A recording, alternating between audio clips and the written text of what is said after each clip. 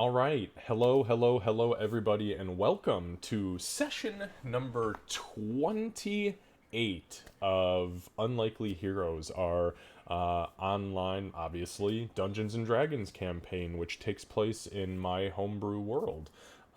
We are very deep into this campaign right now. We've gotten a lot accomplished in the last 28 weeks.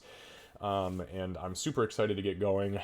There are a couple of tricks and treats in store tonight because I have managed to figure out how to manipulate a few things and get a few things to, function the way that I wanted them to within the game, within the different programs that I have, and because Killa, by the way, it is Killa July 2022. Thank you, Killa, again for your crazy high donations during this past Wednesday's solo stream.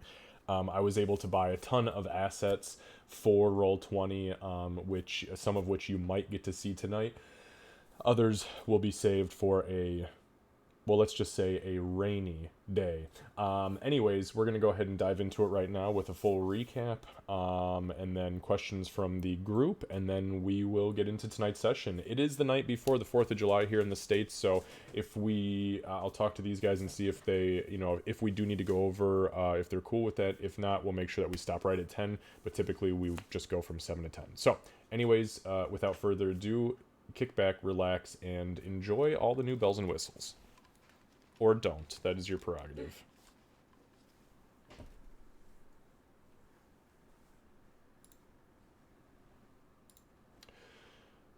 Okay. Can you guys hear me all right? Yep. Yes, you can. Okay, so we're going to just go ahead and kick it off with a recap.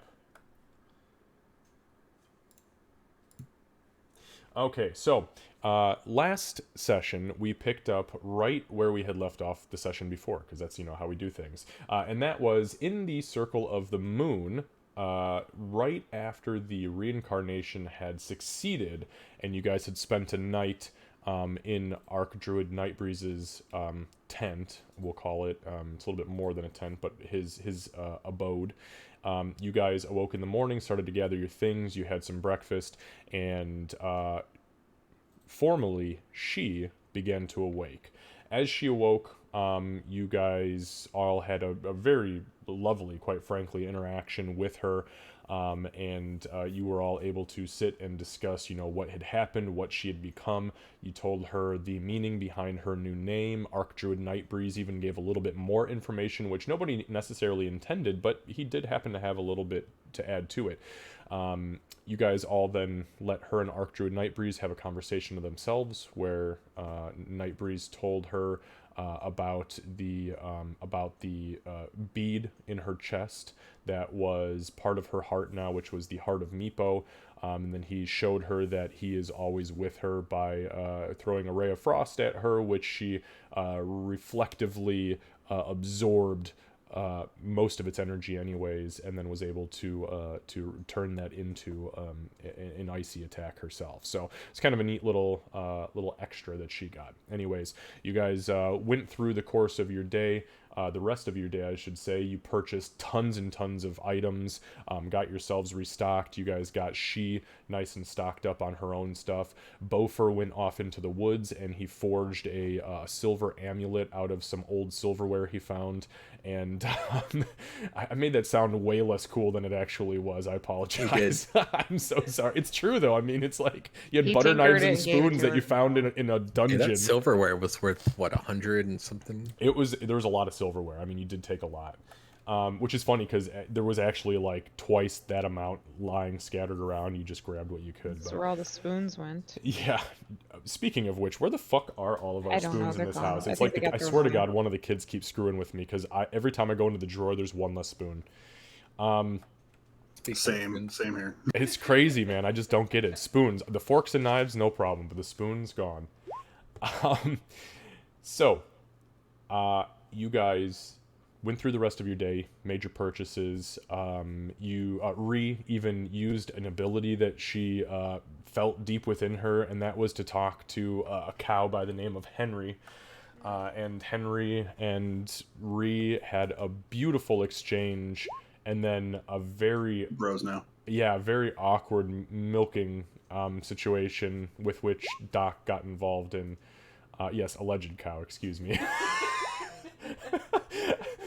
Afterwards, everybody gathered back around the campfire in front of Arkbreeze's hut, and you guys had dinner. You chatted. A few of you even indulged in the remainder of the halfling weed which you had picked up in Middleton, and you had an excellent evening. It was a good way to end what was a really somber situation, and that being the reincarnation of one of your allies.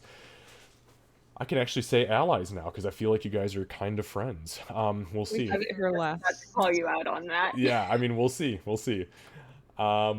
Okay, so you guys awoke in the morning, and Arkbreeze told you, hey, look, this is what we've got going on, and he explained to you that he has 3 main groups of what he refers to as the directional wardens inside of his grove, and that is the Western Wardens, the Northern Wardens, and the East Wardens. The East Wardens, a few days ago, stopped making contact with the Inner Sanctum, which is the inner grove that you guys are part of right now. And he said that the grove is too small for him to continue to send animal messengers, which none of them came back. And he's not necessarily worried because they could be off scouting or doing something, but it's just a little suspicious that the East Wardens didn't say much.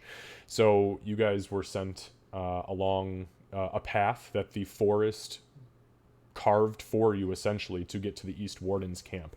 When you got to the East Warden's camp, it had been tossed. It looked like it had been totally fucking ransacked. You found spots of blood and bits of flesh all over the place, including arrows, which were very clearly made by goblins. Somebody was able to identify that. And afterwards you guys begin to look around the area. Didn't see a whole lot, except for the fact that this place is totally empty. There's nobody here anymore. However, there were no bodies either. So, I believe we had just left off with you guys pushing...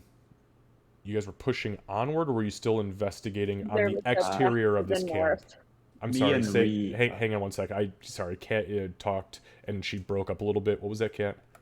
Oh, I said that Ree had found a path to the north that the grove was not given way to. Correct, exactly. Which doesn't mean that you can't get there. It's just it's not gonna be a breeze. It's not gonna create its own highway for you guys to run down. On that note, if I'm not mistaken, somebody also found animals that around the area that were deceased. Is that correct? Yeah. Little tiny ones.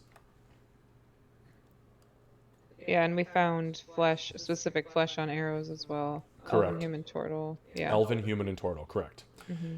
Okay, and I'm sorry, Lucy, did you have something to add? Yeah, you're I believe right before you ended, when Ree found the road, it was the same time when Gray spotted like something move. You said it was too fast to see because I'm able to kind of. That is correct. Then I think Ree started bolting in that direction. Yeah. That is correct. So Ree started sprinting ahead of you guys. Gray, you had just seen something kind of like dart out of the corner of your eyes, and you mentioned it, which I believe is why Ree said, okay, got you, and then she fucking took off. Also, I want to say that I'm so happy that I can now officially use the word she as a pronoun and not an acronym. That I have never been so happy in my entire fucking DMing career. I was expecting it to be like a half session thing, not a 6-month thing. Just saying. And here we are, session 28. Okay, so What were we supposed to call you? That's true. It was good. It worked. I was expecting a name. Well, here we are. Here we are, yeah. Okay, I was also expecting to say a half orc. That's fair. So, hey, where there's a will, there's a way. You could always, we could just try that thing again if you want. Anyways. They named you like half a year later. So, you guys, we'll say that's where we're going to pick up right there. So, Ree has just bolted, and now she's only about, 20 feet or so into this deadpan sprint to the north through the underbrush at this point. But Gray had just pointed out, I just saw something move. Real quick, today is Wednesday, the 11th of Mugem, and it is about 12 p.m. On that note, let's go ahead and do experience recap real quick. So, the roleplay with she to Aurora completion, as that was what I actually had written, only because you guys made it what it was, a full quest line, and that quest line is complete now. Everybody got 800 experience for that. On top of that, I'm specifically giving an additional 100 experience for the roleplay between Ree and Henry. Because I'm sorry, I listened to that again over the week, and I was like, this was fucking ridiculous. So, everybody gained 900 XP. That's going to bring Gray to 9,397. That's 9397. Aurora, by the way, this is the first time I've had Aurora written on the XP sheet, to 9,535. And the remaining 3 party members are at 11,235. Again, today is day 11, which is the 11th of Mugem, Wednesday at about 12 p.m., high noon. Do I have any questions from anybody? Yeah, I'm alive now. Can I do the thing? Yeah, go ahead. Yeah, do the thing. I know that we're all healthy at the moment, or we better be. However, Yeah, go give me a medicine check, though, just to get yourself back into the groove. okay.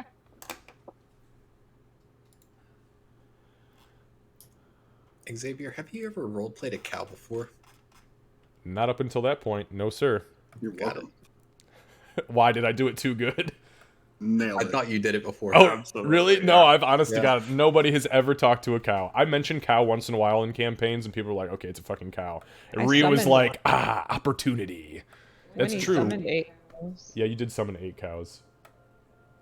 Those cows kicked the shit. Yeah, she had Whooped a ass. she had a conjure beasts or something like that. 11, it's higher than 10. You can tell that everybody is in tip-top shape. The only person who looks a little bit out of sorts right now is Bofer, and you can tell he is still just a little bit emaciated from his resurrection. Am I at 2 or 1 right now? You're at 2. 2, got it. It started at 4, but you guys have had 2 days since then. Okay. Do I have any questions from anybody before we dive headlong? All right. So,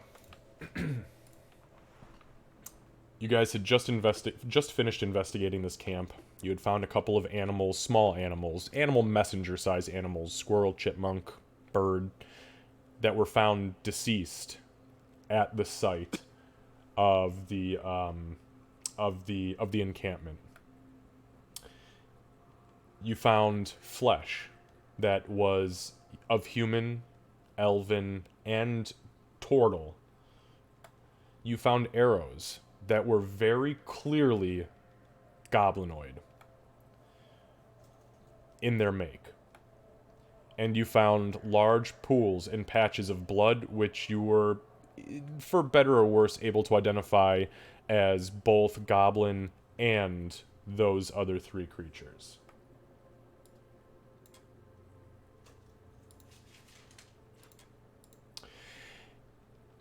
It's at about that time that Gray spots something out of the corner of his eye, and as he darts quickly to look, he only sees something small moving very rapidly through the underbrush and then darting north.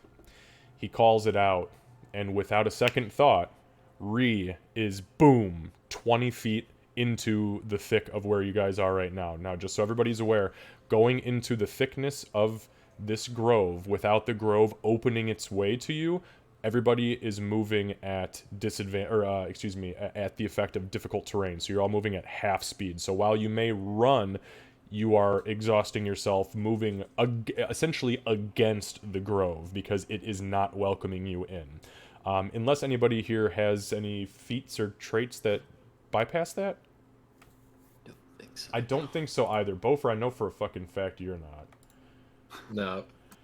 And actually, on that note, Bofer, you are encumbered. So instead of moving at 15 feet per round right now, you are actually moving at like essentially 7. So we'll round it down to like 5. Like you are, everything you hit is snagging on your chainmail. This is not easy for you. Doc, it's a little bit easier for you, especially with how tall you are. Our 2 small characters, it's still difficult terrain, but it's not that hard to find gaps that you can squeeze through and things you can dive under. Gray, I mean, I don't know I'm what like to. somewhere in the middle. Yeah, like I don't know what to say about you. You're still moving at difficult terrain, but it's not particularly hard or easy. It's just it's a fucking nuisance at this point.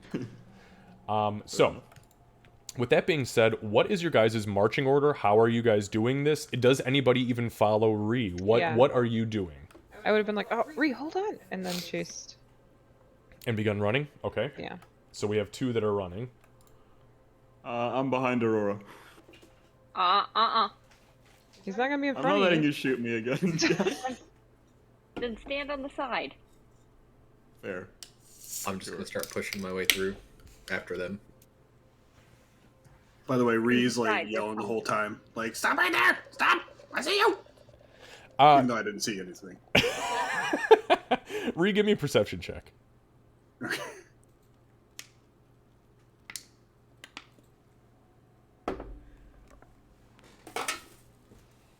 And while Ree's rolling that. Besides, do you know how much effort it would take to put an arrow there now? It's far more likely to go to your kneecap anyway. Or somewhere else. Yeah, that's fair. Somewhere worse. So, Right up the Yeah. coochie. So as Ree begins bolting, Ree now at this point is a good, we'll say, for all intents and purposes, about 2 rounds deep into running through the thicket, which is still not very far ahead of you guys, as quite frankly she's struggling quite a bit to find a good easy way through this grove that you can see bushes bending to try to like stop her from moving through, and she's like, nah, fuck that. Ree, you catch a shadow out of the corner of your eye. And it looks like maybe it is something small, but as you hone in on it, you realize it's a deer. And the deer, boom, bounds up and over a bush about 30 feet ahead of you, and poof, just takes off to the east running. Ah, fuck, it's a deer. I think I lost him.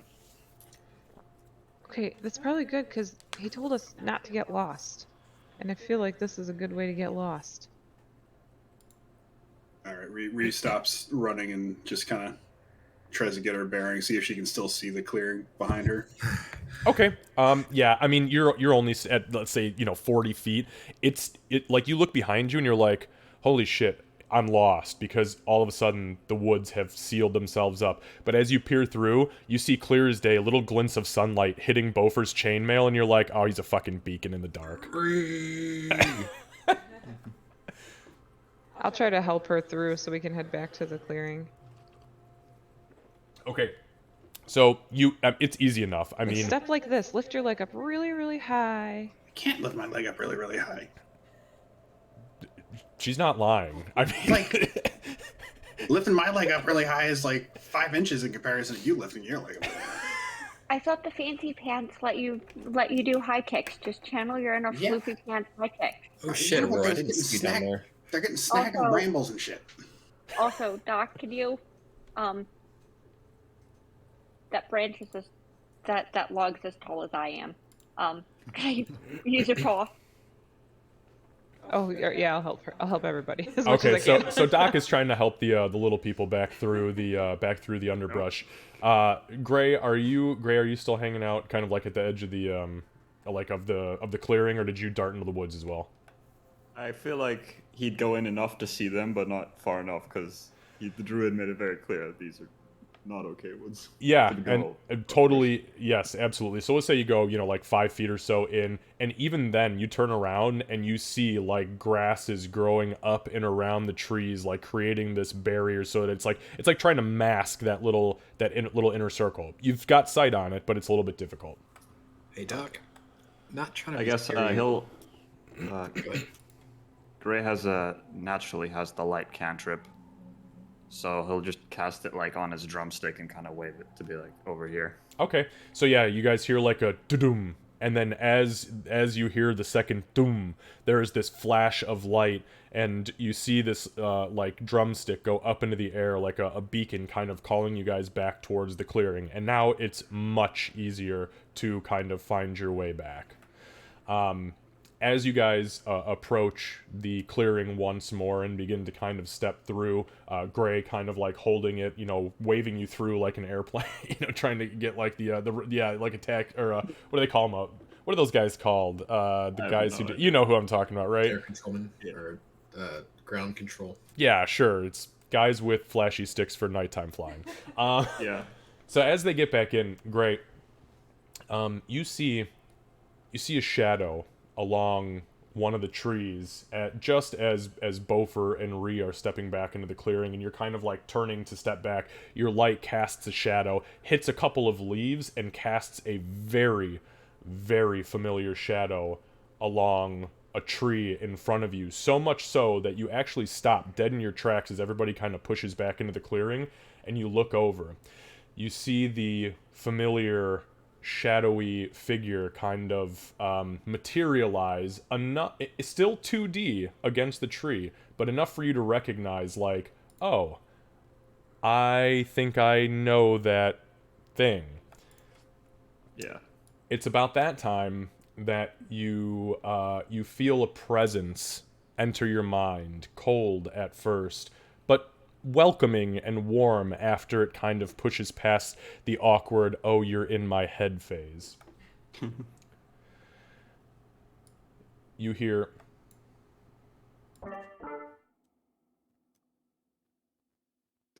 That time again. Wait, we have to do this. Oh no.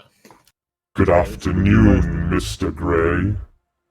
It would appear that the she-beast has been knocked down to size. And at this very moment, it's your turn to rise. Quickly now, turn your gaze to the sky, for an otherworldly visitor is about to fly by. Watch as they burn, Mr. Gray, and remember it well, for what is to follow is nothing short but hell. The creatures that sit aboard are from the deep, but for you, Mr. Gray, say not a peep. For these creatures are not from the ocean depths of your own realm, but from a place where their numbers overwhelm. A place of darkness, sorrow, and defeat is where these bestial monstrosities do reap. Until next time, Mr. Gray. and you feel the presence retreat from your mind, and as you blink, all of this happening almost in a flash, the shadow shifts out of existence, and you blink yourself back to reality. I think he'll probably comment to himself, more talkative than usual, and then look up.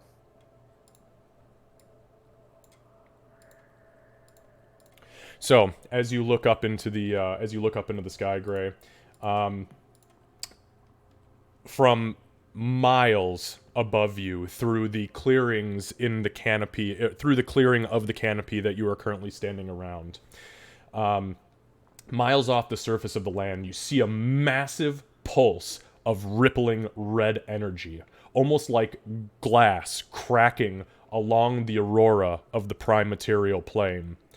The rest of you hear an audible poof from above you, echoing downwards, drawing your attention up. The energy shudders before vanishing.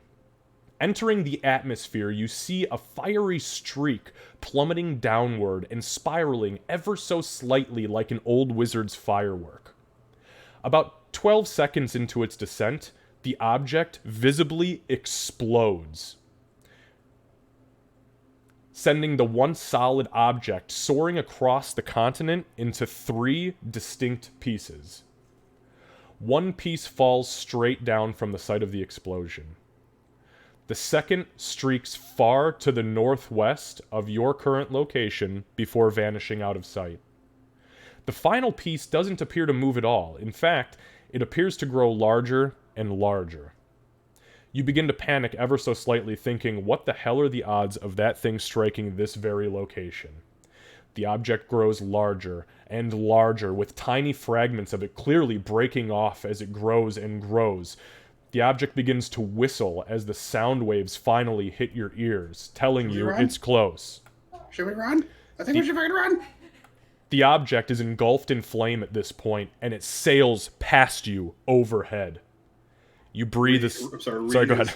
Ree's just her head is buried in the dirt now. Okay.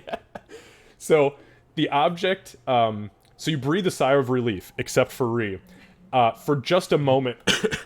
Before, after another 20 seconds or so, you hear an audible sound of trees splitting and cracking as the debris from the sky crashes into the grove of the Circle of the Moon, somewhere to the north of you. Another few seconds pass by, and a hot wind whips from north, moving south, over the lot of you, followed by the sound of an audible explosion. Within a few seconds, everything falls dead silent. Ree is still screaming. Except for everything's dead silent except for Ree, like howling. Doc will try to kind of calm her down. Ree, it's okay. It's over. It's over. I think it's over. What the fuck was that? I would like to use my primeval awareness again. Same spell slot type that I did before to see if anything's changed. Okay, you're gonna have to. As the weeks go by, I don't remember what the hell your spell slot thing is. So I know what Primeval does, but does it increase it by increased spell slots? No, I'm still just using the first level slot again. Okay. Yep. Okay, cool. I just want to see if anything's changed because last time I got Fae and Fiends. Yep, absolutely. So you tap into your primeval awareness, which is much different than the first time you would kind of experience this. And as you do so, instead of before where you would kind of look up and around and open your otherworldly senses, you actually crouch even lower to the ground than you already are, and you put your hand on it. And as you do so, you feel pulses of energy rippling in the ground from all around you. You sense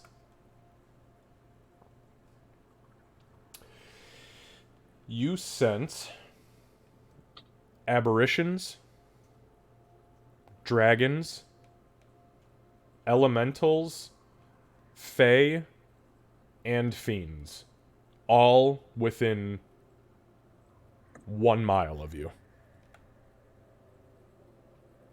In that case, if she crouches and her weird eye flashes, she's just going to, well, there are some halfling curses that don't sound quite as cute as the rest of the language. She's gonna find one of those. Nah, still sound adorable. Bless you. She's just like a squeaky toy. I'm just kidding. Cute. Yeah, so Ree is like visibly shaken, especially by seeing a giant fireball coming out of the sky. Yeah, I don't know what that was. I don't think I've ever seen anything like that before. Should we go tell the druids about that? I'm sure they saw it, but I mean, maybe Whatever's in these woods that killed these people are gonna go there. So if we go, we're gonna have to go weapons out. So, before when we were here, I sensed Fae and I sensed Fiends. There's more now, and they're closer. And she's gonna kind of touch the ground again and kind of like to confirm. Dragons and aberrations both, and they're close, like a mile. A mile at most. I know what a dragon is, but what's an aberration?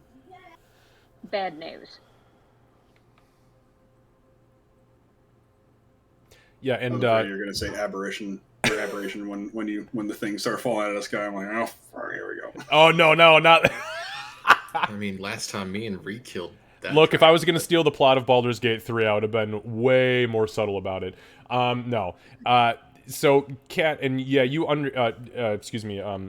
Aurora, you would understand aberrations as like creatures typically that are like quote unquote extraterrestrial, meaning that they don't usually exist naturally on the prime material plane.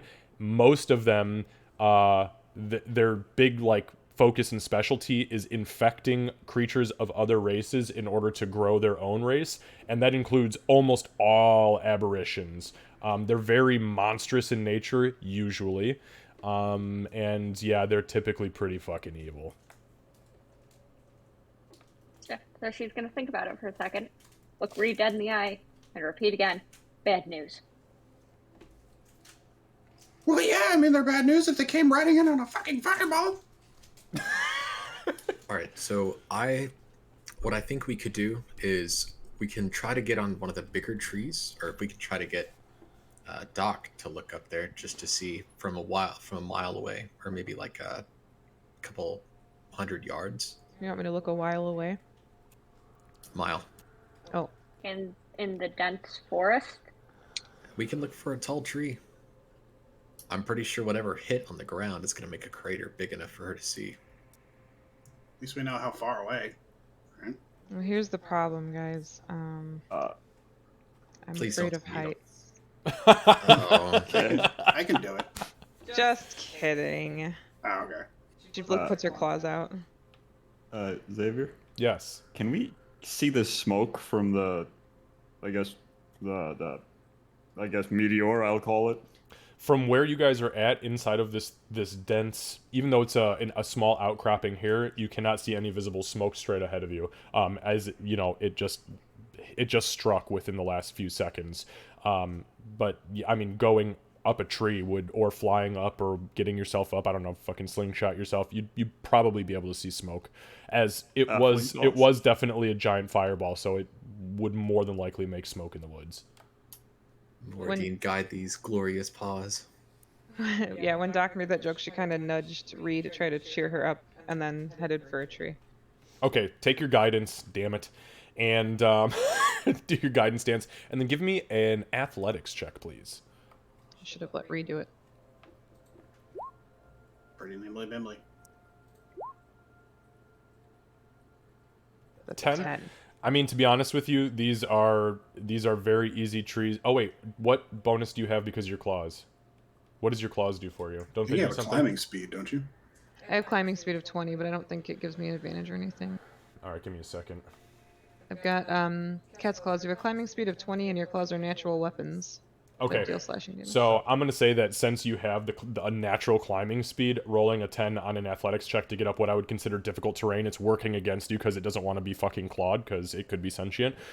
Is easy enough to get up. So within the course, now it takes her even moving at 20 feet around, it takes her probably 30 seconds to get all the way to the top. These are huge fucking trees. Doc, as you get to the top, you hit the canopy.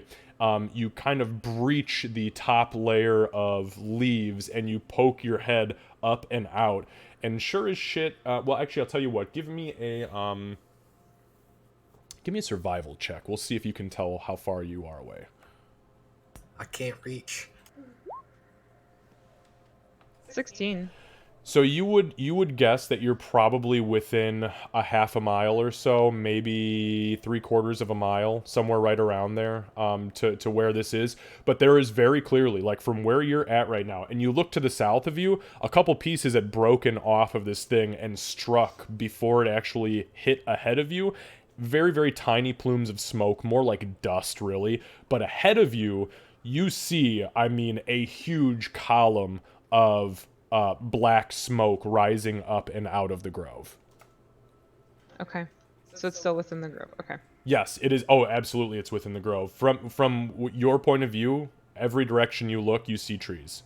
Okay. I'm going to carefully climb down the tree. Okay, you go ahead and make a athletics check. Or acrobatics, actually, if you want to be fancy about it. I had a feeling that was the case. At 20, so 26. Yeah, she comes barreling down the tree in whatever... She'll do like just kind of like jumping from limb to limb, but it just seems really effortless. Like it's pop down, pop down, pop down, pop down. And then right at the end, she'll land kind of superhero style and then stand up. Yeah, and as she does so, you guys see her claws kind of retract into her hands and feet, and there she is. Well, Good job, Wolverine. over. I have good news. It's only like a half mile from us, or so. Seems like bad news. Well, I guess if we want to get to it quickly, so that way we're not getting lost in the woods, it's good news. But it's definitely still in the grove. It does look like parts of it broke off on the way, though. There's a couple of spots. It doesn't look like it's as big of an impact as the main portion, but Did it look like it was on the way we took here? wasn't what I know. So what I will tell you about that is that you, as you went up, Candace, were looking north and south because it came from south to north from where it entered the Prime Materials Aurora. You guys came from the west, heading east. So the answer to that is no. No, it wasn't the same direction. We came from that direction, but it went that direction. She'll point appropriately. Bofer's gonna start looking at the sun. I hear you're not Okay. supposed to do that. No, for directions. Oh, Oh, for directions? it's high noon. Yeah, and that's tough too. It is literally high noon, so it's right on top of you. You're like, oh fuck.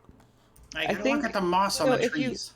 I'll take that. I want to take my map out and kind of try to point it on the map. So we came from here and we headed this direction to the east, but it actually went this direction, and then she'll try to It went there. put it. Got Yeah. Yeah, and to give you guys a better idea here, I just moved Yeah. you all over to the map. So where you guys came from over here, like dead center in the grove, you moved over this way, and then that thing, give me 1 second, came like this. I don't know if you can see that. Yeah. But you guys started here and moved this way. Can you see that on my screen, Boo Boo? Mm-hmm. Okay. I see it. I shouldn't speak for Okay. Boo. Okay.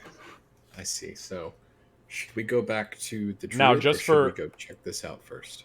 Just so you guys know, just since we've got this map up, I'm just going to do a little bit more drawing here, just to kind of help paint the picture. So that thing, whatever the fuck it was, entered your guys' Aurora, which is the protective barrier around every plane of existence, right about here, but up multiple miles. It began to fall, heading kind of this direction. At about this point, right here, it exploded. One piece took off this direction and then went out of sight. One piece went this direction, and that's the spot that you guys are at right now. And then one piece appeared to go straight down, but because of the way your visual works in that, you know, in that wooded area, it could have gone essentially anywhere down here. Got it. But it came down very clearly in 3 pieces. Well, one piece initially, boom, big explosion, and then shifted off into 3 separate pieces. All right. So, Aurora said there's dragons and aberrations, which I know very, very little about. But the thing Dragons hurt. We know that. But we can either go We're back to gonna the raise an druid, eyebrow at that. or we can go north and check out whatever this thing is. We came out here to do something. I'm not sure if we really want to be the first people on the scene of a something crash. That's true, but we've found out what happened to the West Wardens. Yes, but we're supposed to tell him. That was part of it. And do we go just us, or do we tell him what we saw? And maybe, because I'm afraid of getting lost in here. If the grove doesn't let us through, we're gonna get lost. Possibly, since they're sentient, they must have a language, so I can possibly speak with them. Maybe Can maybe talk to a deer. Or a cow. I have a certain spell that I can possibly speak the language of the trees. Aurora is going to put her halfling hands on her halfling hips, and she's going to say, "Look, we're like 2 hours from the camp. We told him that we would figure out what happened to the wardens. We need to make sure that they saw that and weren't in deep druid meditation stuff. So let's go and let him know if he wants us to investigate further. We can." But we shouldn't be roaming around when there's fae, fiends, aberration, dragons. Who knows what the fuck else? Are there any of us that can use magic to send messages. She's going to say very pointedly. Not long distances. I could No. talk to a squirrel. Yeah. I got that going for us. That is more than I can do. I'm just nervous about... Oh, man.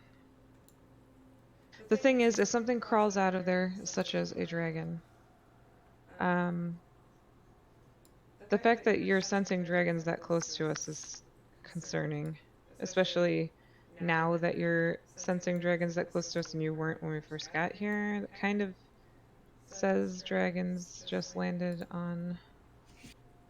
And do you really want to go and hug another dragon without someone else knowing that there's dragons that we're trying to hug? Well, I mean, me and Reed took care of the last one, and he's gonna put his fist at the fist bump. Fuck yeah! Rick's gonna look in between you and go, "You fought a dragon?" It was No, not. okay. Wait, did we fight a dragon? When did we fight a dragon? No, we killed a dragon. It was Meepo's little dragon. Oh yeah, this little guy. I feel sorry about that, but we killed a dragon. Fist bump. That's about. She's Well- gonna put a hand to her chest and kind of. It's not. We survived Calicrex- a dragon. And she's gonna kind of scowl and sputter something about Calicrex, and then shut up because she's not entirely sure where the fuck that thought's coming from. Emotion. You look more confused than hate me. Question. I hate to suggest this, but maybe we should actually see exactly what is going on there, so we can actually warn people. I guess my thing is, if we go talk to him, he might be able to have the grove let us through. I do not want to get lost in this Yes. dense ass wood. We'd also lose a lot of time if something else is going on there. So why don't 'Cause you? how long you did it take to get here? Like 2 hours. We're gonna lose at least 4, 5, 6 hours. So of time. what's your plan if we go there right now, Bofer? Bet you he doesn't have Speak of Dead prepared. We can go there before we hit the crash site. We can stay and leave one of y'all to go sneak for 2 of y'all to go sneak around, see what's going on, and then we can report back. I mean, if we're going to split up, why don't y'all just go in that direction and someone else can go and talk to the Grove people and then meet up? Oh no, I would Because- rather have everyone together because I Once don't know. again, if this grove doesn't want us to get there, we're not gonna get there. We need to tell. We need to tell him. We need to tell all of them He because said, he very specifically said, do not get lost. Then we go back to Well, I mean, I'm gonna the point to village. the map and I'm gonna say technically we wouldn't be getting lost. Bofer, you don't have a history. Sorry, she would say Bofer. Dwarf, you don't exactly have a history of making good decisions when it comes to thinking before acting. She kind of has a point there, Bofer. Yeah, Hey, it only happens like Yeah, that's true. 75% Literally of the every time. But it time hasn't we go happened for a anywhere. while, so you're due. So maybe now is not the good time. Hey, I'm definitely all for not going in the direction of the giant fireball. Wonderful. That's 3 of us. Let's go back. I'm good She's gonna with- start listen. going back. Bofer, I'm good with going to check it after, but I would like a clear path. I feel like if we get Alright. lost, we're lost. Alright, so we're gonna head back toward the Grovier Grove? Back toward The Grovey Grove. the Groovy Grove. Yeah, the Grove. Okay. Groovy Grove. All right. Sorry. Actually, before we do that, I want to... Hold on, guys. I want to start to head in that direction and see if the grove opens up. Because it'll totally refute everything I just said if it does. Okay. Make a nature check for me.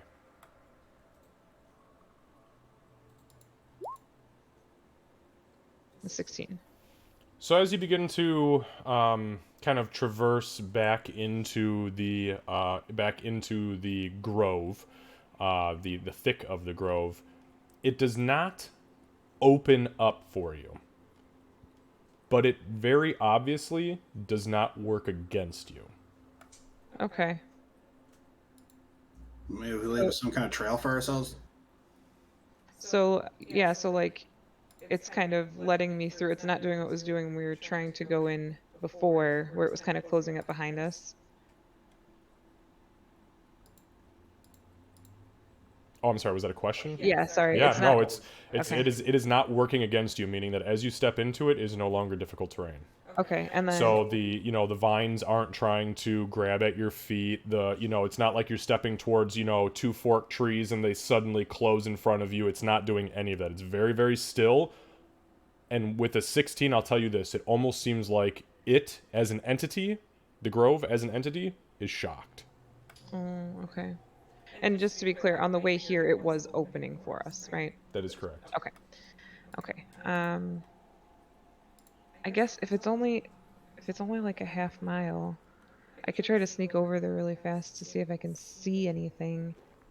We don't necessarily have to go engage, but we can maybe scope a little bit and then head back. I mean, yeah, that's what I was suggesting before too. Just Yeah. scouting out from a distance as much as we can. That was when I was working under the assumption that the Grove wasn't going to let us through, but honestly, guys, it seems like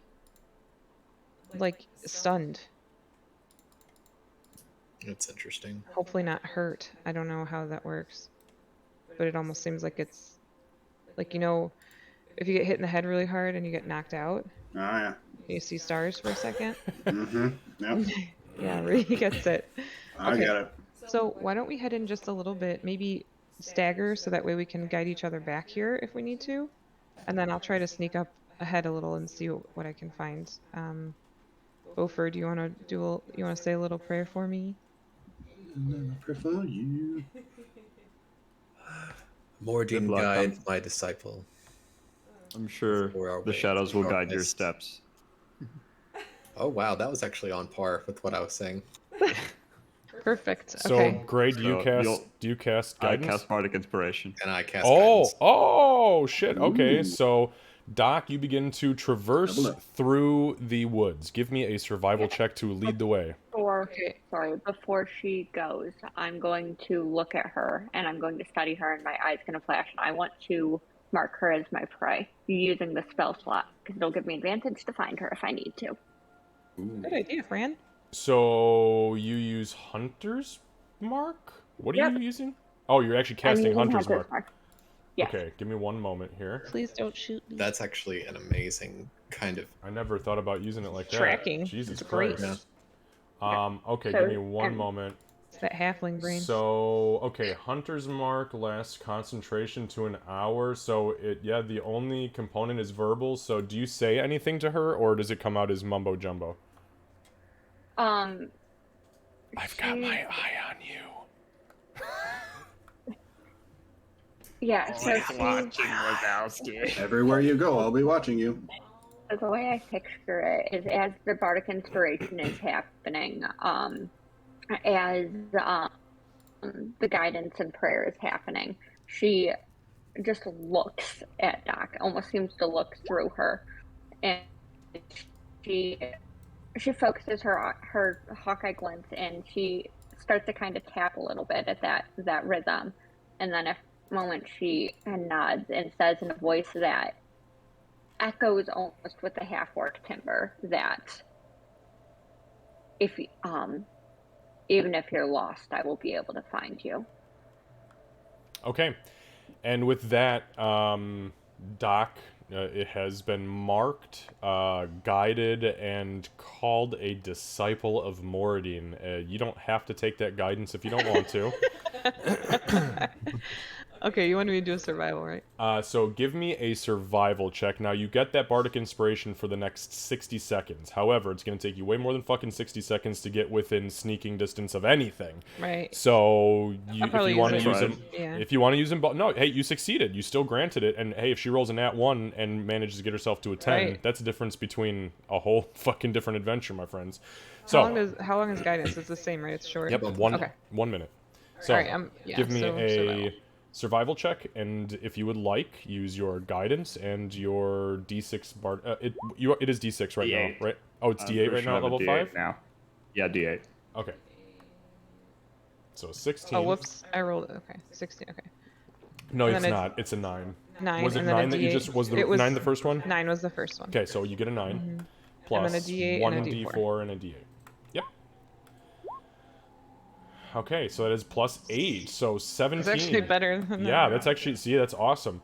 So, as you begin to step into the woods, Doc, kind of leading the pack, as it were, you quickly lose step as you are not being worked against, but again, it's almost like the woods seem stunned. You are just confused about how to get through this place and where you're going, especially with no true direction, as it is about what the fuck just happened to it.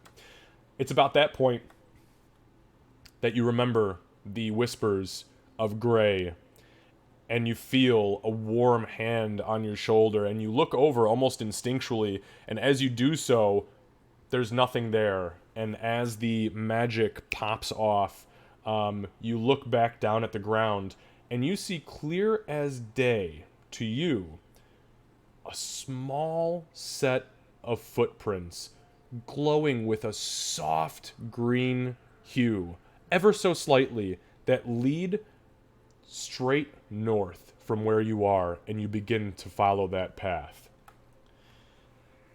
About 20 minutes or so go by, and you guys stay in line and in step with Doc the entire way to ensure that you don't get lost. It's about that time that Gray, you smell smoke. Very clearly smoke. Something is burning, and it's burning close, and it is coming from in front of you. Fire up ahead, probably. Probably caused by our flaming rock. Since we're close, do you guys want to wait here? I've never smelled any kind of metal or rock that kind before. Do you guys want to wait here, and I can try to sneak ahead? Yes, please. Okay. That would probably be for the best. Okay. Get your fucking prayer out. Bofer, don't call me your disciple ever again. I heard the clicking of the pen, and I was like, oh, he's crossing them off.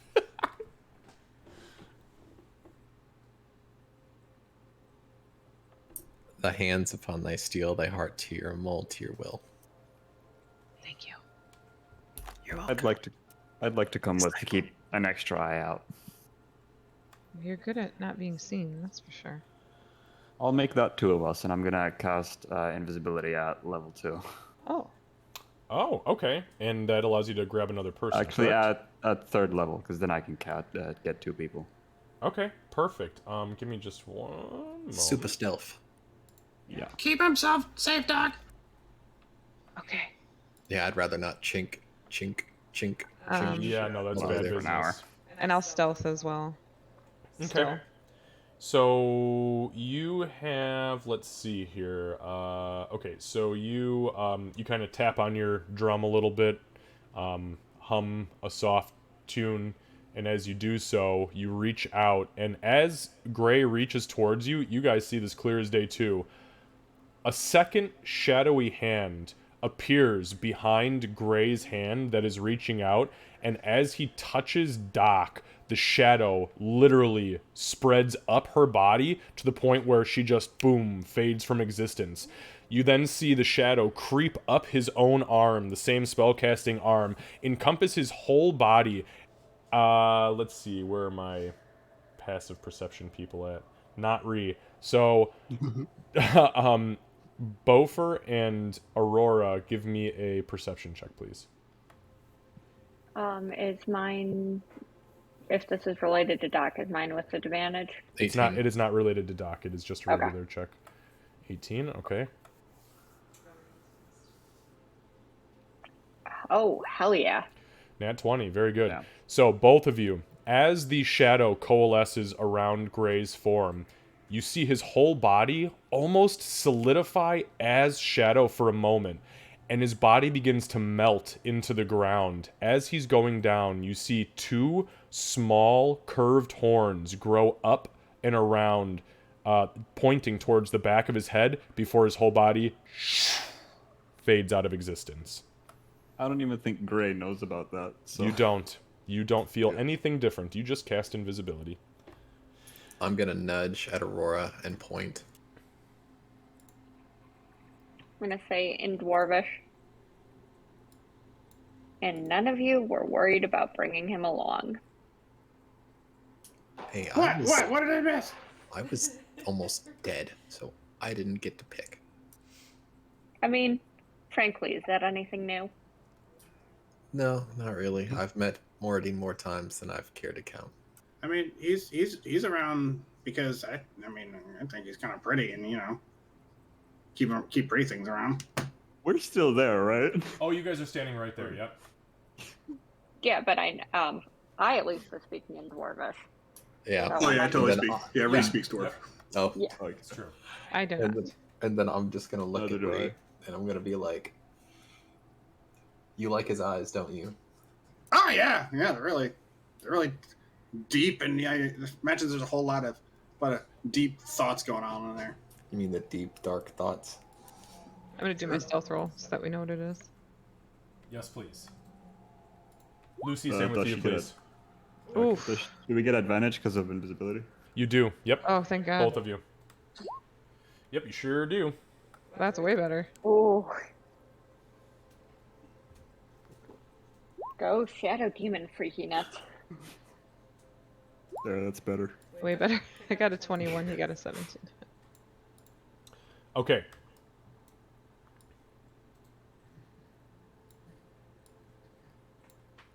So, Doc. Gray. I need to roll some dice. Bear with me.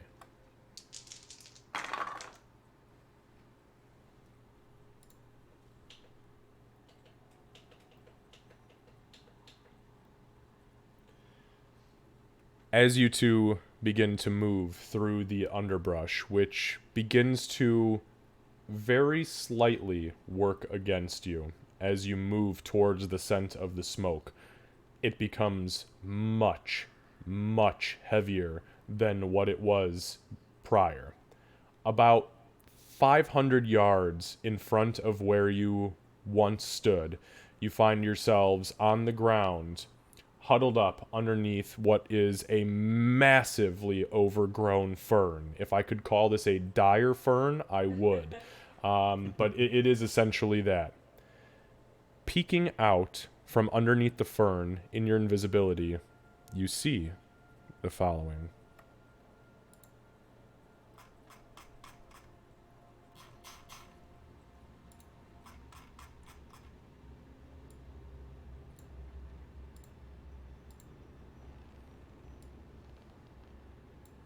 Oh yeah.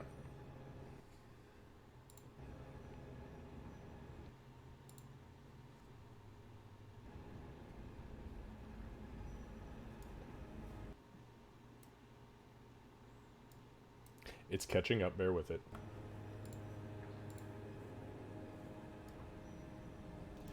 So, in front of you, you see a massive clearing. Not sure. I think this program, unfortunately, can only take so much animated stuff plus music because it's kind of freaking out right now, so bear with me here. Yeah, new tokens, by the way, were one of the new things that I purchased, so everybody's got all sorts of cool new tokens. So, as you guys move into the into what is this clearing, you see ahead of you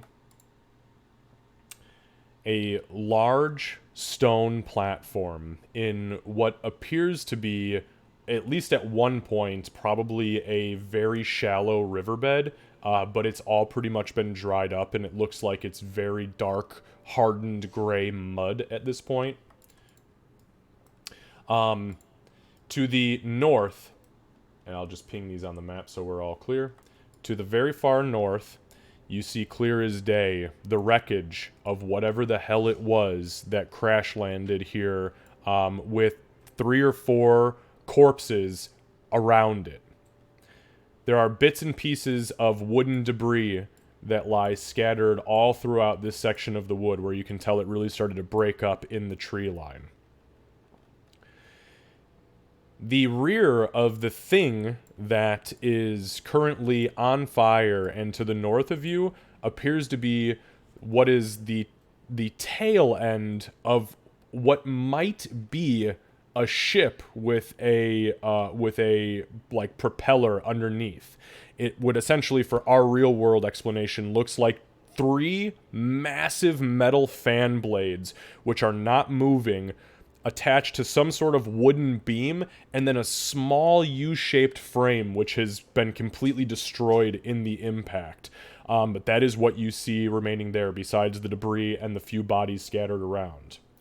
In the center of this clearing, what you see is what you get, is 3 statues, all facing in the directions of west, north, and east.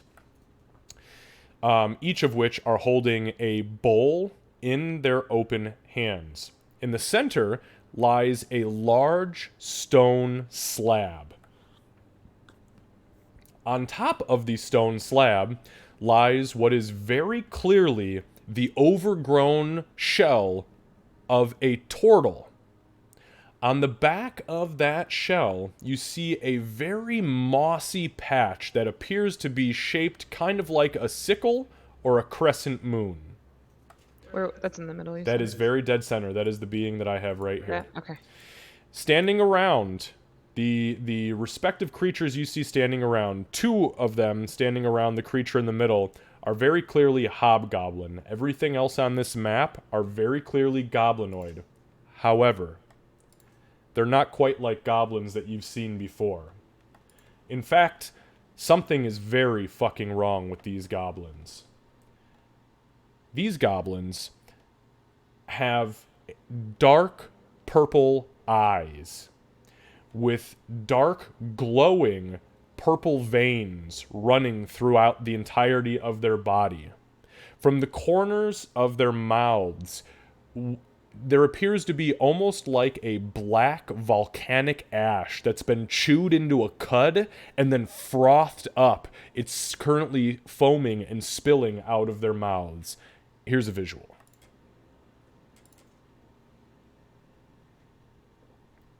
Whoa. If you click the enlarge, you can get a little bit of a better visual on it.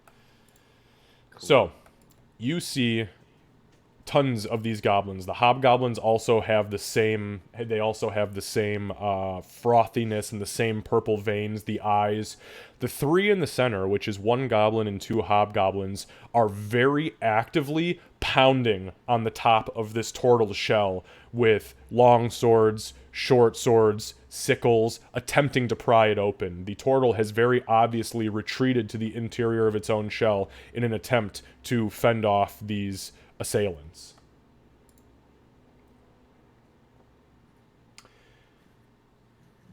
The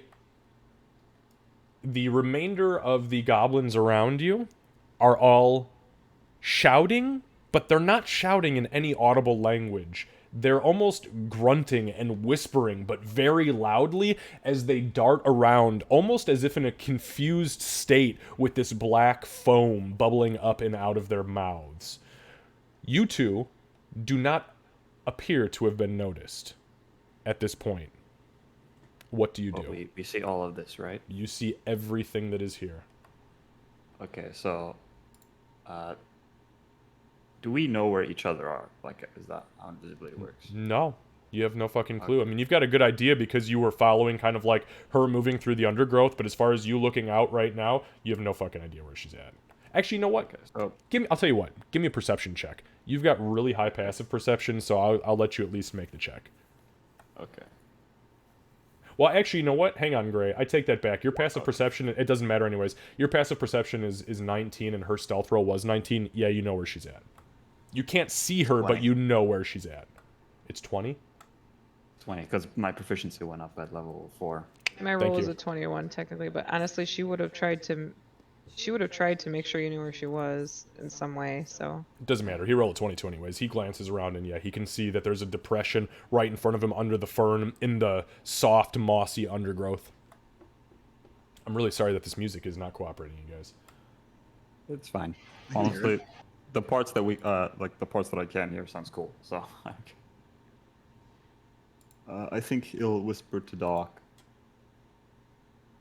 I count about 10 of them. Roundabout. Yeah. just so you guys know as well, looking on this map here, to the east, northeast, that is not actually a true opening. That actually appears to be where something had hit and then just kind of like burst, just a clearing. Same thing over here to the east. This is all closed off. Down here is also closed off. However, up here to the northwest, it does appear to be very heavily traveled. And it does open up into something up ahead. I think Gray would, you can't see it, but he'd anyway do it out of habit. He'd point towards the turtle, and he'd go, "Now, I hate to point out the obvious, but 2 versus 10, the numbers don't add up. I say we leave him to die for now."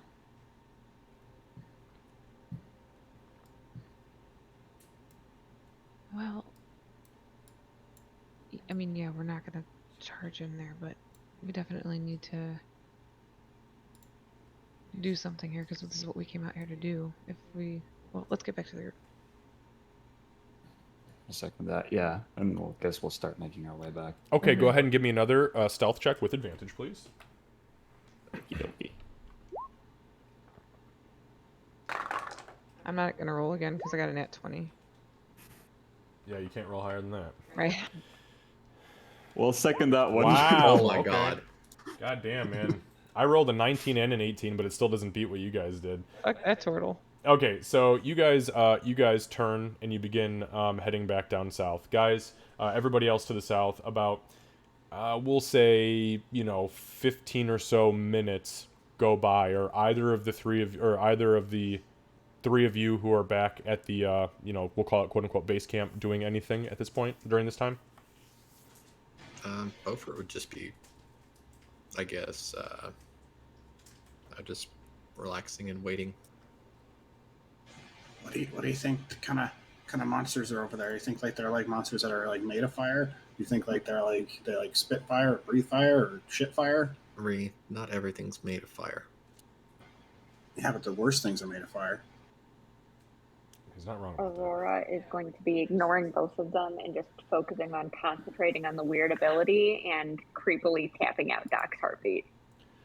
Yeah, and as you guys look over at her now and then, once in a while, you see that Hawkeye just kind of like pulse, with this greenish red energy, and then kind of go dull, and then she kind of cocks her head like a bird, confused at what it's seeing, and then you.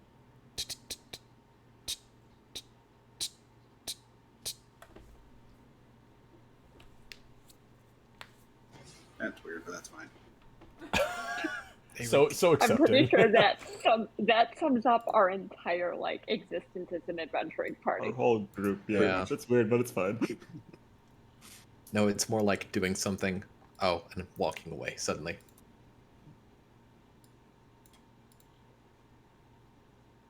Yeah. Other than were you kind of freaking out about the giant fireballs falling into the sky? She just kind of laying low. Okay, so we'll say, for the sake of brevity, about 15 minutes go by, and all of a sudden you...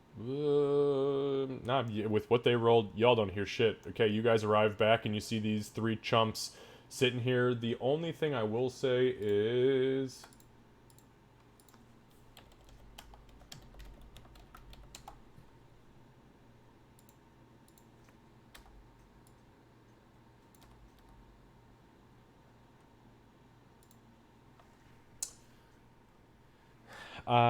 Kat, give me a perception check with advantage, please. Okay.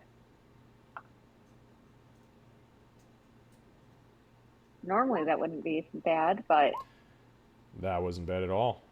So you, as that 15-minute time frame approaches, you don't necessarily know exactly where she's at, because that's not really how it works. However, as she approaches the undergrowth with her nat 20 stealth, all of a sudden you get a burst of adrenaline, and as you look over, you audibly hear the heartbeat you've been tapping out for the last 20 minutes or so. You audibly hear it.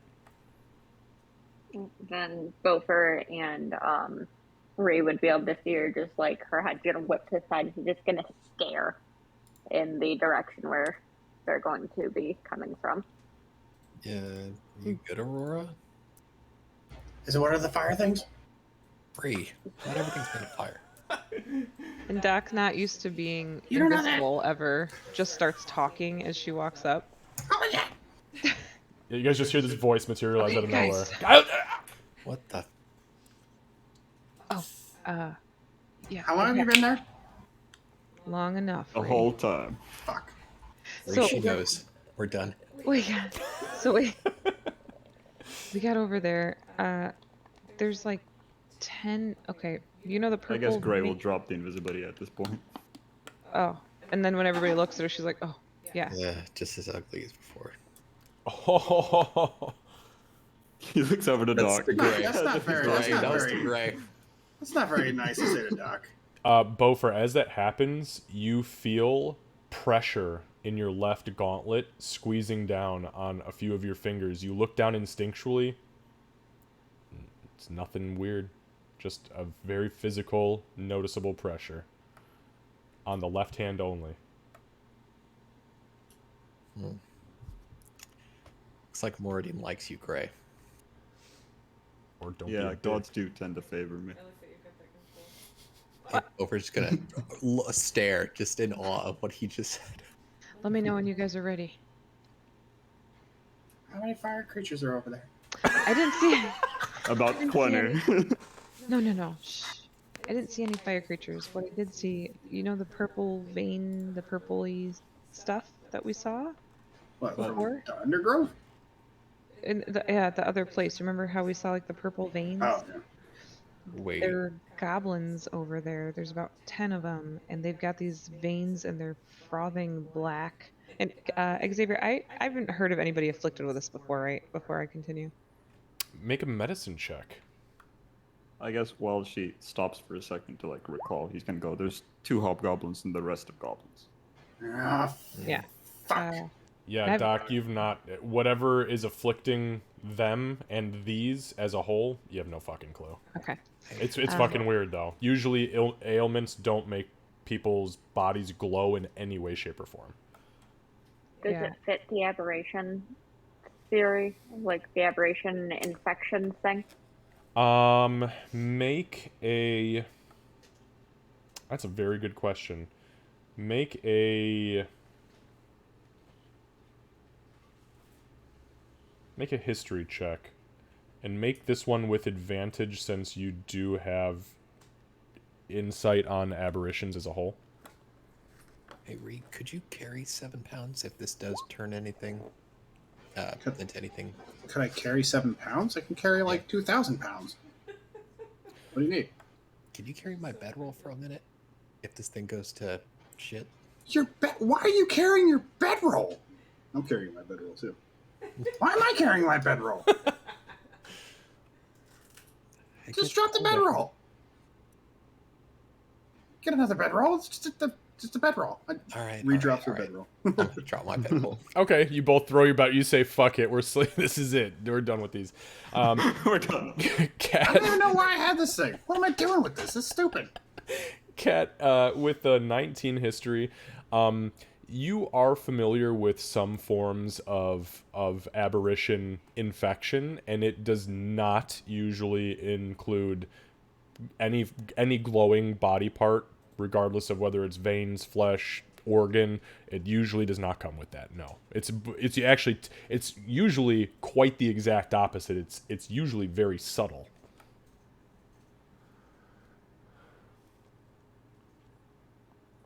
Well, she's not going to interrupt Doc. She's just going to go contemplative for a second.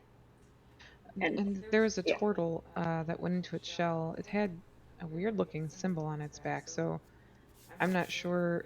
I mean, it looked like they were attacking it, but maybe What it's some kind of symbol? weird ritual. I don't know. It looked sort of like a sickle.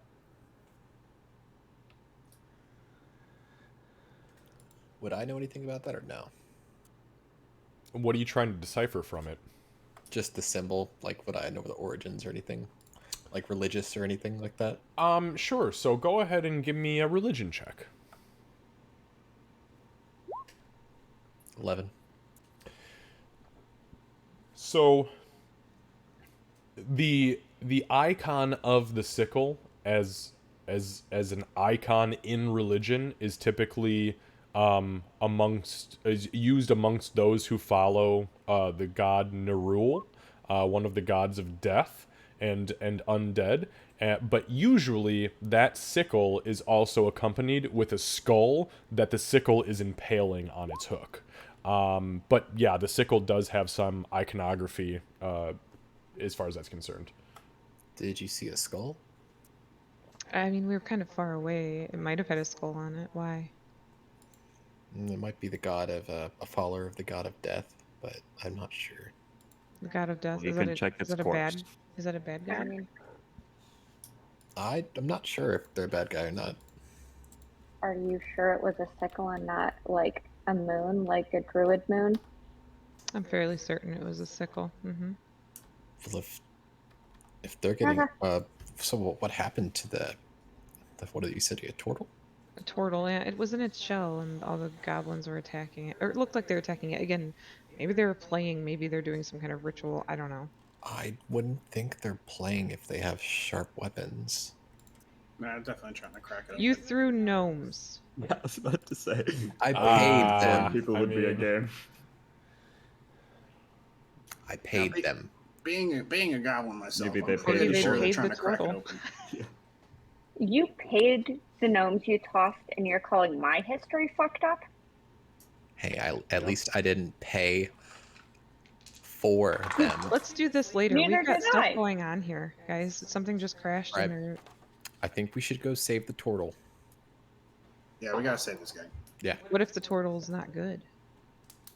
Then I put an We arrow can- through its eye. Yeah, then we Problem save the solved. turtle, then we kill the turtle. Aurora. Different time.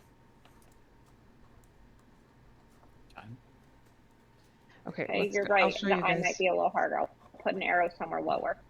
Oh my god, Aurora. Well, no, but the way it's laying now, you could probably put one inside its shell. We're It's gonna. like target fun. practice. All right. If it's I'm gonna fast. start heading back, and I'm gonna stealth. I'll follow behind, stealthing also. All right, everybody who is I'll going also- currently, give me a stealth check. Oh boy. Boo Boo, you make yours at disadvantage. I'm gonna hang. Probably. Yeah, I'm probably gonna hang back. Yo, I got a decent stealth. How the fuck did you manage that? I don't know. Actually, it's technically a 9, It's a 9, because yeah. you have -2 Yeah. as well. Oh no. Yeah, so not that great. Damn it. Better than I thought you were gonna do, to be honest. Okay, so Gray, you're not moving with him. No, I'm going with them. I'm just at the back. Okay, understood. Yeah, why don't you guys go ahead and give me your marching order, please? On the so on the map, I've moved you all into the map. That is where you are entering from as far as the undergrowth is concerned. Go ahead and set yourselves up however you'd like. I'll go third or behind Ree. I think you are. Yeah, I'm already behind Doc, which is Yeah, so I guess you're behind Doc. I'm behind Ree. And you Yeah, can I come would in. like You to can be come in a. far back. You can come in a horizontal line if you would like to, just so you know. Probably not. All right. Salasa taught me that lightning bolt is a scary spell. Yes, it is. That's terrifying as fireball. That is also true. All right, bear with me for one moment.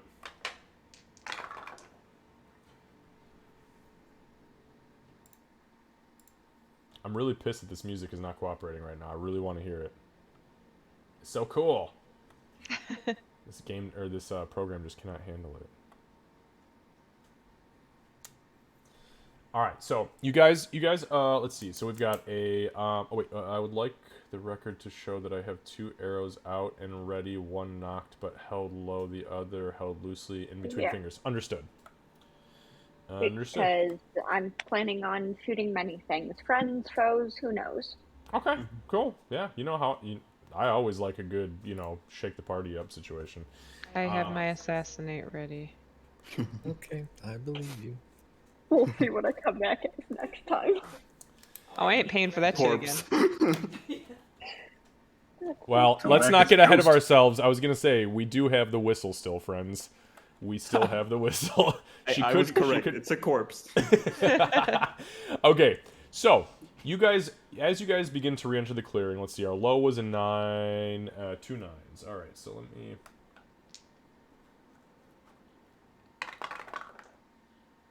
Okay, so you guys get back to the this clearing, and now you can all see exactly what is here.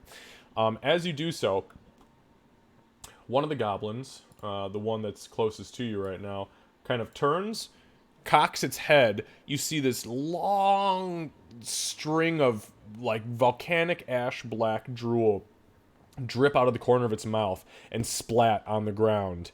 It kind of like looks up and around, almost as if it's looking, kind of like how you would see a blind person look out into a crowd, right? They're not entirely sure what they're focused on because they can't see. It stops though, cocks its ear, and then turns back towards the center ever so slightly. What are you guys doing? The two hobgoblins and the goblin in the center are still very actively beating on the back of this turtle's shell. You do see from where you're at a small pool of blood forming underneath the shell of the turtle. It's starting to drip onto the altar and kind of like spill off of it. And you see that there is a big crack in the back of it, but they have not fully penetrated it yet. Okay. I could probably take those fucking hobgoblins and rip their fucking heads off. Doc, you could probably kill that if you wanted to and sneak away. Yo, what? This goblin here? Yeah, that one. Yeah. I could try my crossbow. I would like to make that one pray, by the way. Wouldn't that make noise? Sorry guys, give me 1 second. Which one, Cat? The top one. Understood, It's thank you. exactly 60. Yep, thank you. I could put All my right. morning star into the back of this one's fucking brain. Okay, I guess yeah. Okay, I'm gonna sneak over to the goblin closest to us over here, to our right, and see what I can do, I guess. Moradine help you. Give me a second. Okay, do you still have Hunter's markup, or are you not concentrating on that? I'm not going to concentrate on that now. Also, Okay. I love that mark. Yeah, it's pretty Or the cool, new isn't it? token. Yeah, the tokens are pretty cool. Okay, so Doc, you begin to stealth, correct? Yeah, do you want me to do another stealth roll? Absolutely. Okay. Give me a stealth roll, not with advantage this time. Right, I did get Guidance. guidance, yeah. The guidance. Give me a second. You cast a spell. I need to write down more. Yep. Hang on 1 second. I get Okay. extra perception checks because you cast a spell. Okay. Thank you. I got a 19 Perfect. Okay. So where are you going? right here. You're gonna just sneak right out into the open? I guess that was. Wait, isn't it like? Okay. Are Give me we 1 elevated second. right here? No, Or no? hold on. Go ahead and move yourself out there. Yeah, give me 1 second, Freds. You don't need to roll quite yet. Uh-huh.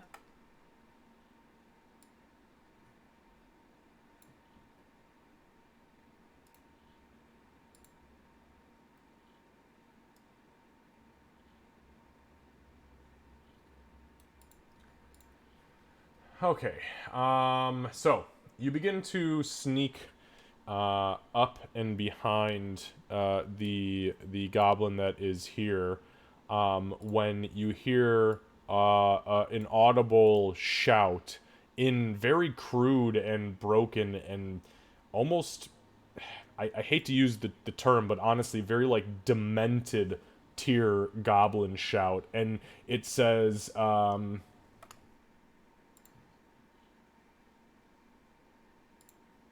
the goblin says, "Look!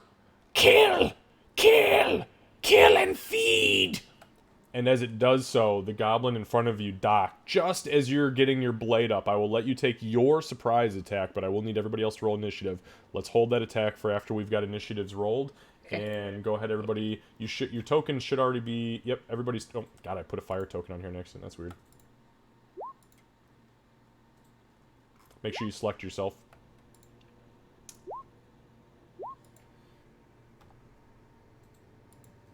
Yeah, okay, I did select myself. We're good.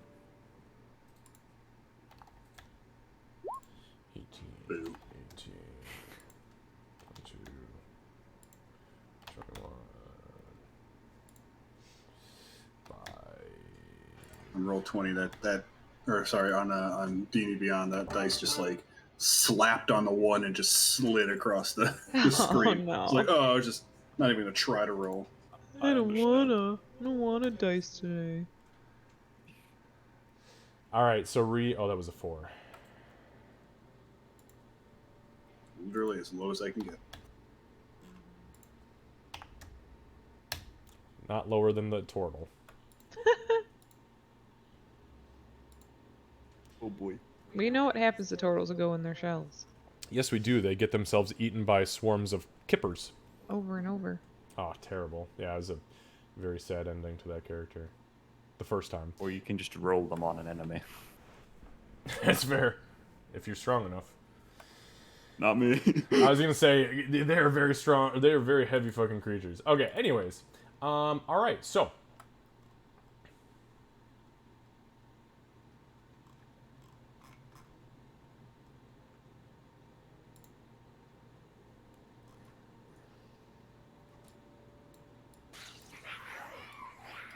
What the hell? That's a sound. Woo! Y'all wanted to fight crazy goblins, right? Now you're fighting crazy goblins. Here you go. Okay, Doc, you have the very first strike. I'm giving you a surprise attack because you did roll successfully against most of the stealth, most of the perception checks here, save for one, because you did walk, flat out into the... you can press yourself against the ground, but you gotta have something to sneak behind, so... Yeah. Alright, so go ahead and give me your attack roll, please. Okay, I'm gonna use my assassinate so that I get Oh, advantage. it's automatic. Yep, Okay. it's automatic. And then it's also a crit. Yep. Alright, so I'm gonna use my short sword first. I just want to say for the record, I thought we were on an elevated position. 13 to hit. What would an elevated position benefit you as far as stealthing behind an enemy that is not behind cover? Oh, well, looking up, I guess. Oh, actually, if you look at how the map is staggered, look at the side here. This is the elevated position. It runs downhill from here. This goblin is actually on an elevated position. Oh, that makes So sense. they actually have the high ground. They have the high ground. Yeah, you guys are actually coming down into the low ground. Okay, yeah. Let's see it now. Let's not underestimate their power. It's over, Anakin! Stop it. Okay, anyways. So Candace rolls a 13 and a 7, so the 13... no, neither of those hit, actually. Okay, and then, so that was my advantage, so then I'll attack with my sickle. Yep, go ahead. That's an advantage as well, correct? No. You just swung at this thing and missed it.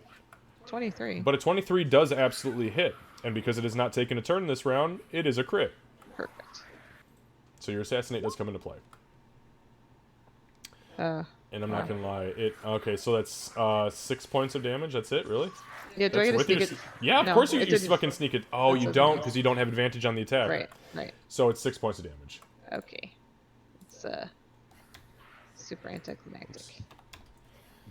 Okay, so you swing at this thing as it is like kind of cocking its head, and these things are moving very jerkily, we'll call it. They're moving kind of like marionettes. And as it looks over and it hears the call from its buddy, it turns back around, and as it does so, you swing over its head with the short sword, but you do manage to come in and you catch it across the guts with the sickle. As you do so, it doesn't make a sound, but you tear all the way through its armor into its belly, and the guts begin to spill out of it.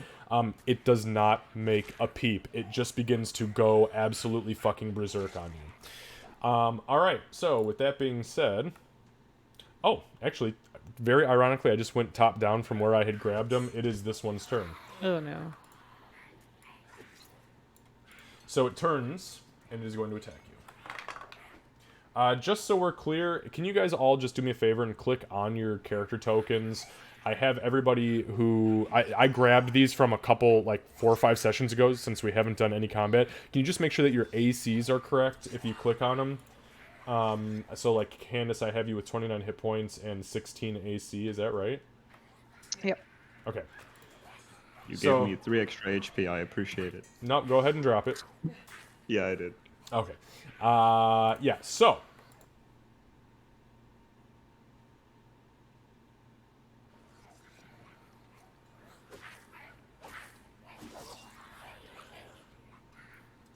Okay, sorry, I was just checking these character stats. There's some funny things with them. So, anyways, so yeah, 18. So an 18 does hit. As it hits, you take minimum damage. So that is 3 points of slashing damage from a scimitar. As this thing, as it spins around at you, it kind of bends backwards and it slashes at you, Doc, for 3 points of damage.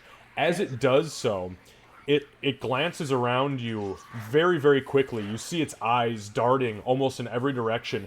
It begins to literally do a head dive down and underneath your legs, for which you instinctually start to stand up and away. It touches the shadow that your body is casting underneath it, and it vanishes. Its whole body dematerializes into a puff of shadow. Do you not like that? And you see it ahead of you rematerialize out of the shadow that one of its buddies is casting ahead of it. So it lunges, touches the shadow, its whole body, and then it rematerializes ahead of you ever so slightly. That ends its turn. Cool. That's scary. That is going to bring us to this guy over here.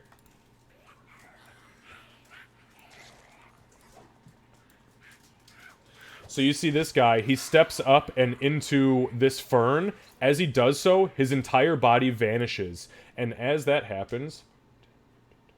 Oh boy.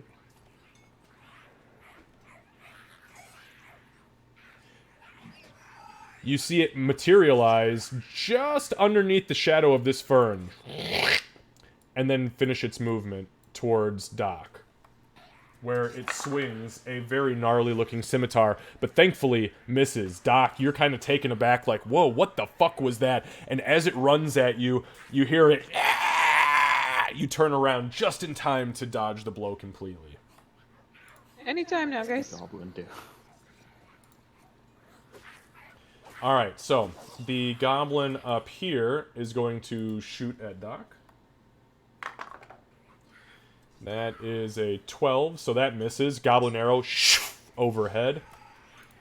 The goblin way the fuck back here. Hang on, I gotta get some distance. 5, 15, 20, 25, 30, 35, 40.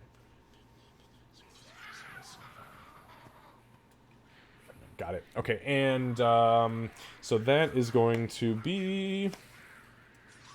Okay, just barely with its bow fires. And that is 4. Another arrow flies overhead. Aurora, your turn. I have spent the movement of the other goblins focusing on my prey. I launch an arrow at it. See if I can shoot better than a goblin. Okay, understood. Go ahead and take your shot. Just so you know, the one that you have targeted is actually a hobgoblin, but... Yep. Okay. 15. So 15 does not hit. Okay, So as you fire, it goes over the turtle shell like you think it's going to hit, but it looks up, and as it looks up, you see its eyes pulse with that purple energy, and a shield comes up and catches the arrow. Very close to hitting it. And I did a word at it in halfling, and I used my second attack, second arrow. Okay, understood. Go ahead and take your shot. Dodge a 26, fucker. Definitely can't dodge a 26, so yeah, it definitely hits. And then, yeah, I don't think there's any easy cover that I can do without putting anyone else in danger, so I'll just stay where I'm at and ready another arrow. Okay, so 12 damage. God damn. That hurt it very, very badly. Like, as it catches the first arrow, it brings it down, and you catch it, like, in the clavicle. And as that happens, it doesn't go very deep, just because you kind of had to, like, Jaeger bomb it. You had to kind of yeet that bitch over the turtle shell. But it buries it enough to where it coughs, bends over, and has to actively attempt to remove it. I'm just focusing on perfecting how I'm gonna do throat shots later. Fair enough. All right. Any movement? Anything like that? Nope. All right, Doc. Back to your actual turn. All right. Well, I guess I need to hit this guy in front of me here.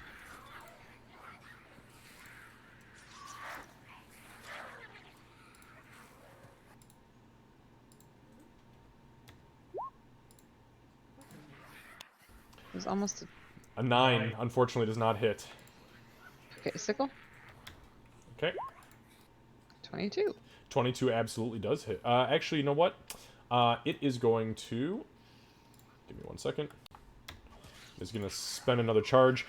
As you begin to swing down on it with the sickle, it looks at you, and you see its entire body begin to shift, almost like in this crazy, blurry, shadowy mist. It just... This shadow coalesces over it. I need to roll some percentile dice, so bear with me. I want to do that. I really wish that this fucking audio would stop lagging out. It's driving me crazy. Okay, so that is going to be, let's see, was it 57? Okay, so you see shadows literally grow up and around the entirety of this being, and your sickle catches what you think is it, but then as it rematerializes, it's about 6 inches to the right of where you thought you were going to hit, and the attack misses. Okie dokie. Okay. I think that's all I can really do without giving an attack of opportunity. So, yeah. Okay. That's all I'll do. Okay. Gray. Okay. Gray's going to start off with his classic. He's going to take like a step here, and then do his classic drum beat. Good old-fashioned 5-foot step. Yeah.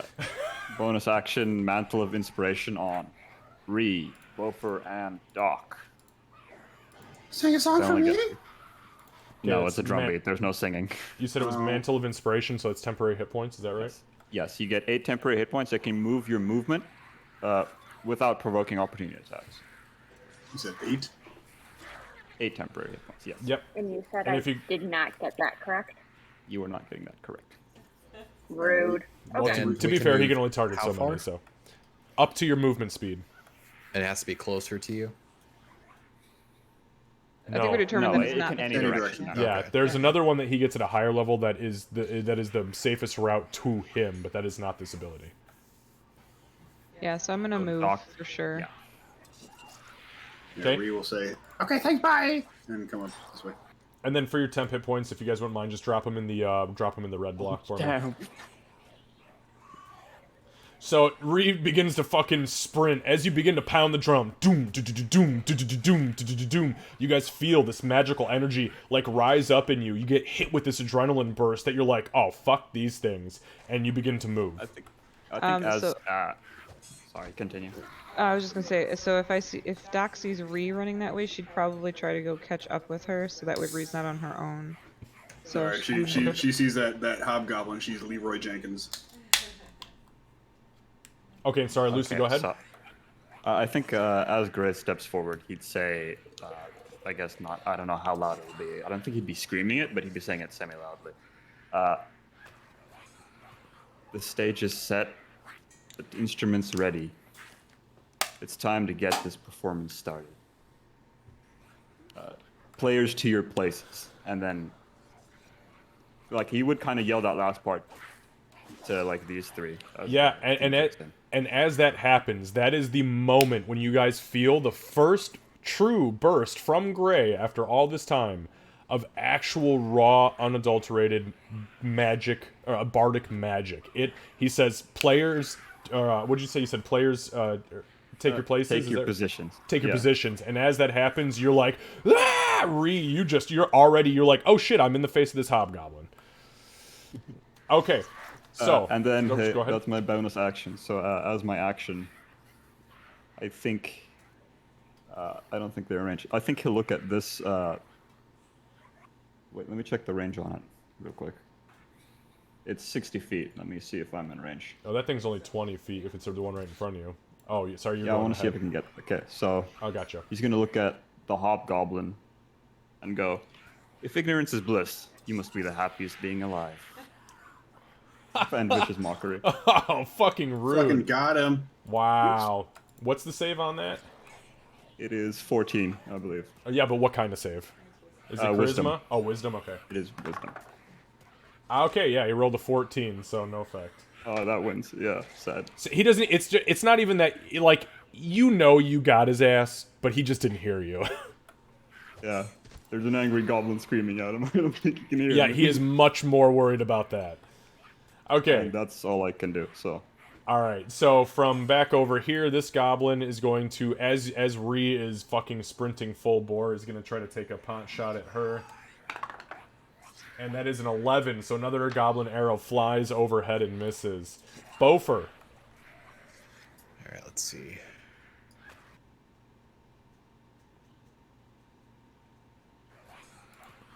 If anybody has any weird fixes for this weird audio issue, I would love to hear it, by the way. I don't know what the fuck is going on, but it's driving me nuts. So what kind of issues are you having? Because I'm hearing everything fine. Really? So on my end, it's stopping every, like, 10 seconds, and it's cutting out every, like, 10 seconds for, like, 3 or 4 seconds. It's just, like, really choppy. But you guys are hearing it okay? I hadn't noticed it. No shit, really. Yeah, It's happening for me. It is happening for you, Got a Lucy? giant black screen or black square in the middle of. I have Yeah, that. I also have that. Yeah, I have that on one of my things too, so that's an issue with one of the assets I bought. So enjoy your $6.99. Yeah, and it's a fire thing, so I don't know what the fuck the deal is, but. So what I'm gonna do is I am going to, let's see here. All right, I deleted it. If nobody can, if I can't have it, nobody can have it. Oh, it's the cool fire effect you had. Well, there's fire effects all over. If you actually zoom in on the logs, they're all on fire. Yeah, I can see that. Yeah. I'm gonna go ahead and There was like a use big one over here. Toll of the Dead on this one. Toll the Dead. Okay. And what is that? Wisdom saving throw. Yes. Okay. Versus. 15.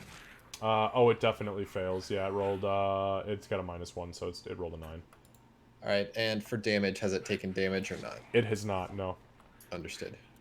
It almost took damage. It almost took damage. It should have taken damage, but it didn't. 5. All right. So as you strike out with your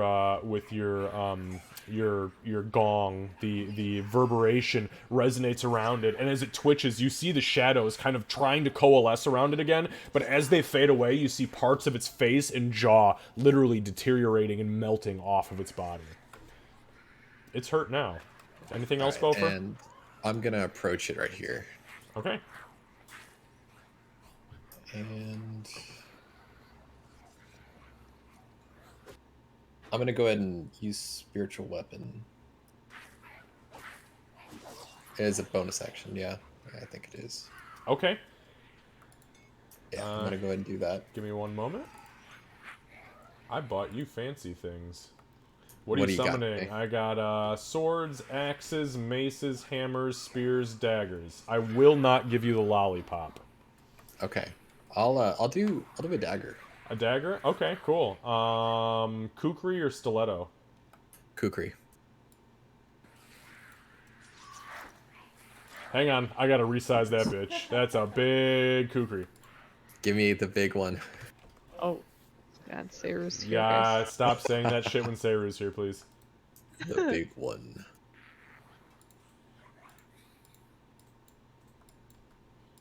There you go, buddy. Where do you want it summoned? Right here. Actually, you know what? I'll do you one better, man. There you go. It is now controlled by you. Move it to your wherever you want it. Neato Where is petito. it? What? You can't see it? I can't. I see I it right think here. I have to restart my. I can see it. Can you see it now? Oh, he may have to refresh.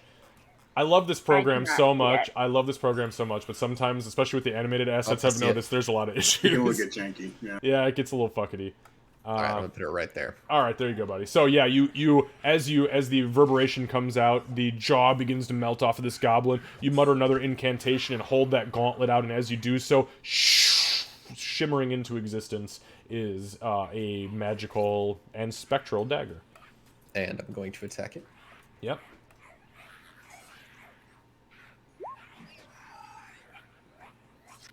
God damn. I'll wait before rolling damage. Yeah, hang on.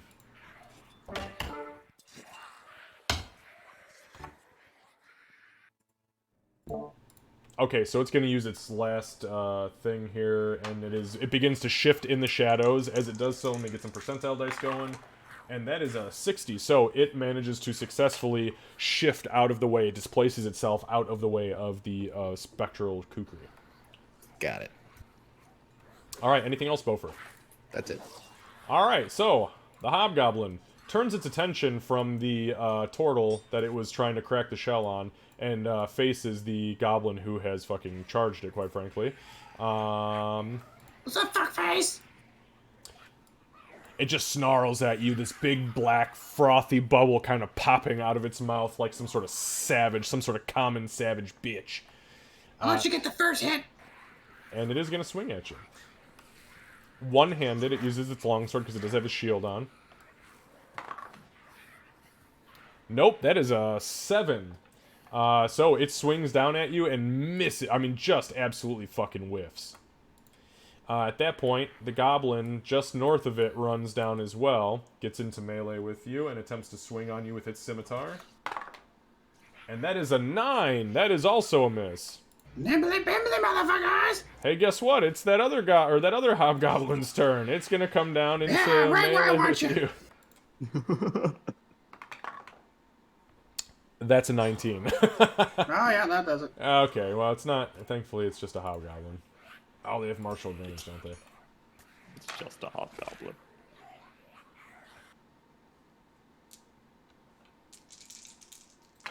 Alright, so it swings at you, and it hits you for...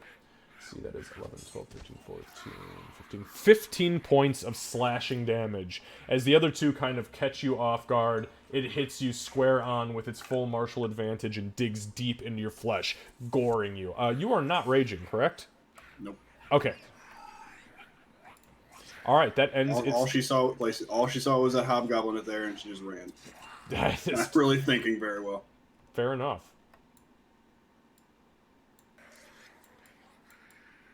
So this goblin turns and charges Beaufort.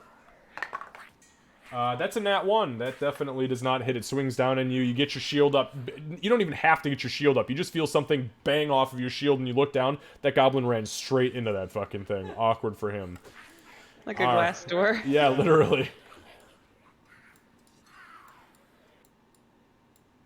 I forgot I have temporary hit points. You do. 8. Okay, Beaufort, does an 18 hit you? Or are you 20? Dang on 18. 18, daggone. Here we go. One whopping d6.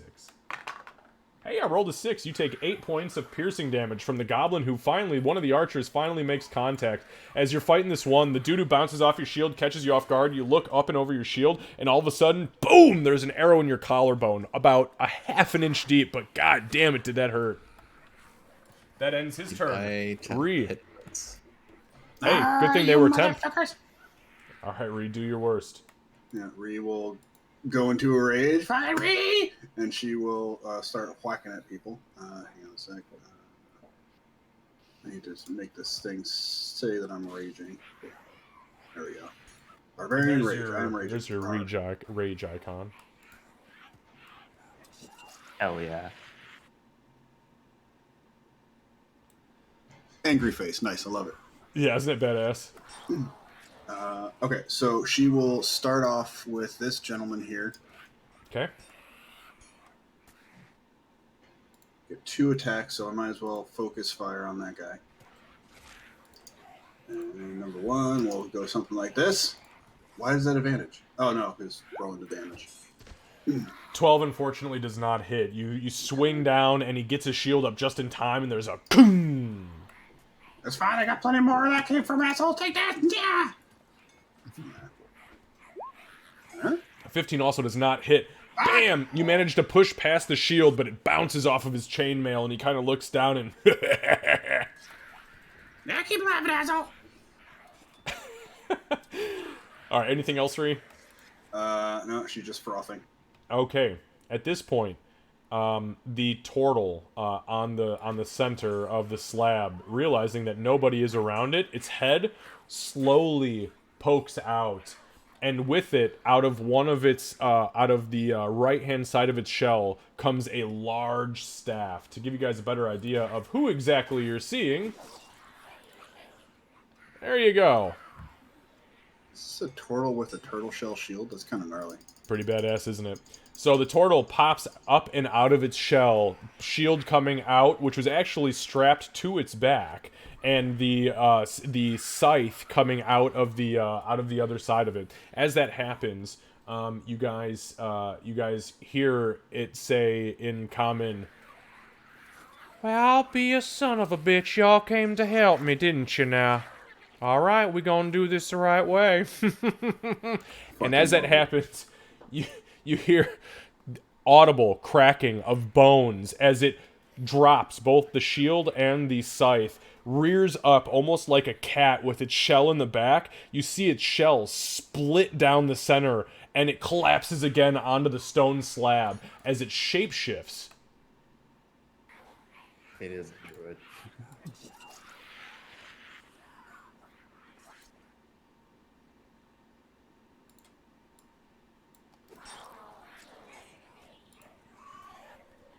What? Hold on. Druids are kind of creepy. A crocodile? It's a fucking turtle, man. Hell yeah, he shapeshifts into a goddamn crocodile. So, as the transformation completes, he kind of... And you see this long snout grow off of him. The shield and the scythe at this point have been knocked completely off of the pedestal, and it turns around, and it begins to lunge at the hobgoblin. Unfortunately, it does not get its turn because that was its action, but it begins to very actively assault this guy. Okay.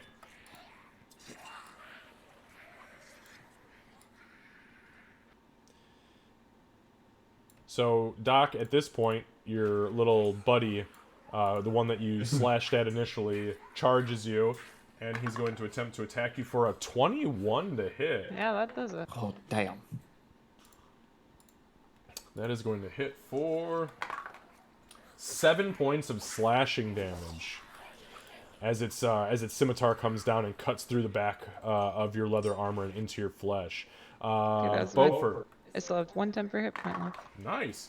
Beaufort, the goblin in front of you lunges at you. Ah! Bam! Bounces off of your armor. No problem.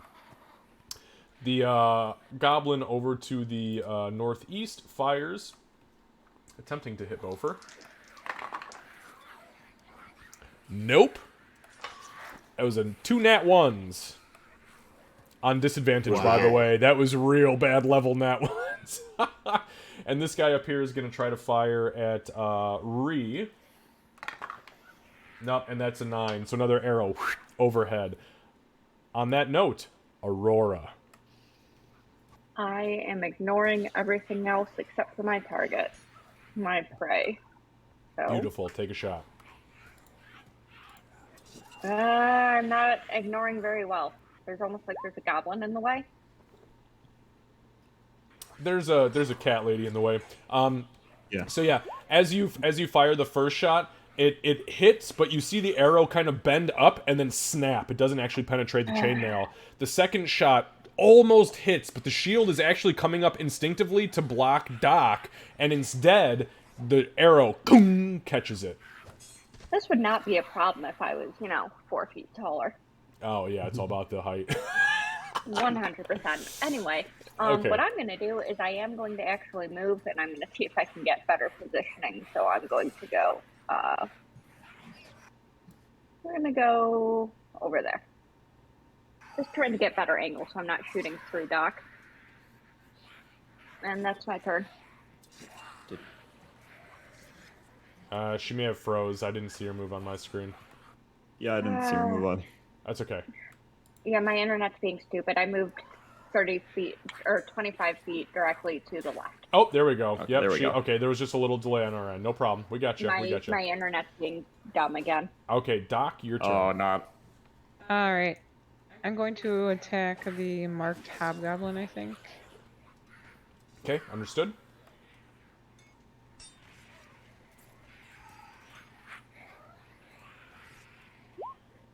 $18. 18 just hits. However, you see the shadows begin to coalesce around it as the strike comes very fast and very true. Oh, yeah, I rolled a 93. Okay, yeah, so the shadows build up and around it, and as it begins to distort and blur, you are not sure where exactly it's at, and you just manage to cut through shadow before its whole body rematerializes. Okay, sickle. Okay.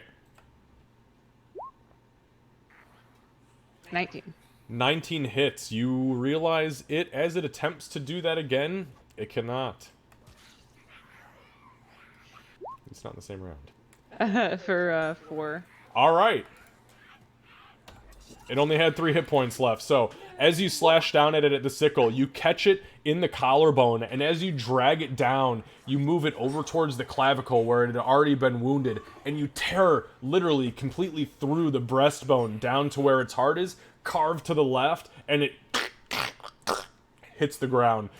After a couple of seconds, you see the purple, visibly pulsing and glowing veins throughout its body flutter for a few moments before fading to nothing.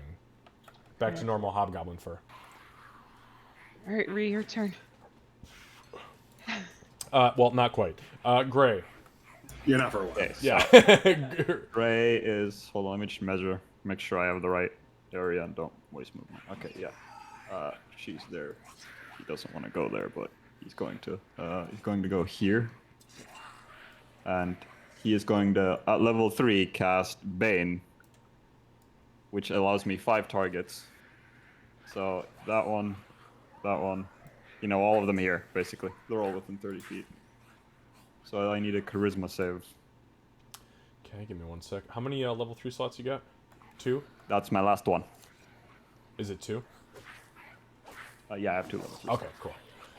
Alright, so you use... Okay. That... Okay, perfect.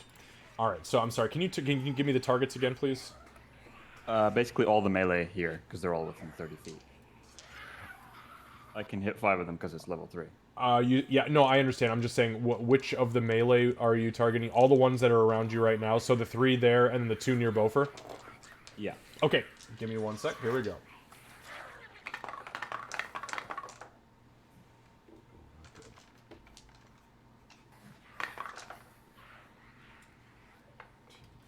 And what is your save? 14. Yeah. Oh my god. Okay, so just one rolled a 15 with a -1, which is a success because it meets, but the other 4 failed horrifically. So,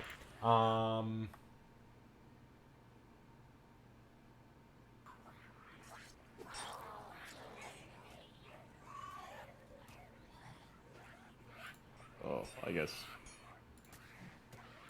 okay, go ahead. Yeah, Did you do okay, the anything else? hobgoblin failed. That was my goal. I don't think I can do anything else. Actually, he'll see Ree is struggling, and it's a bonus action. I am not. He didn't say it out loud, but he's gonna see her miss twice. And go. Come on, hit the bloody thing! You want me to highlight it for you? Yes, please. He's gonna basically just give her bardic inspiration to hit.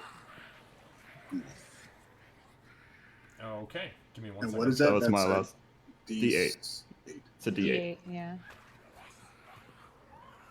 That was my last bardic inspiration.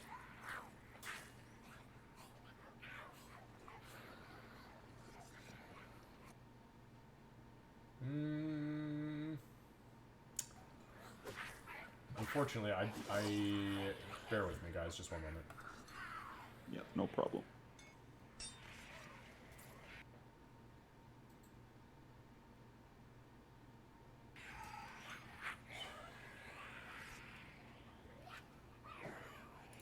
Okay, I have what says true sight, but that's going to be your concentration token for now. I know there's a concentration token in there, but there's just too much shit going on, so...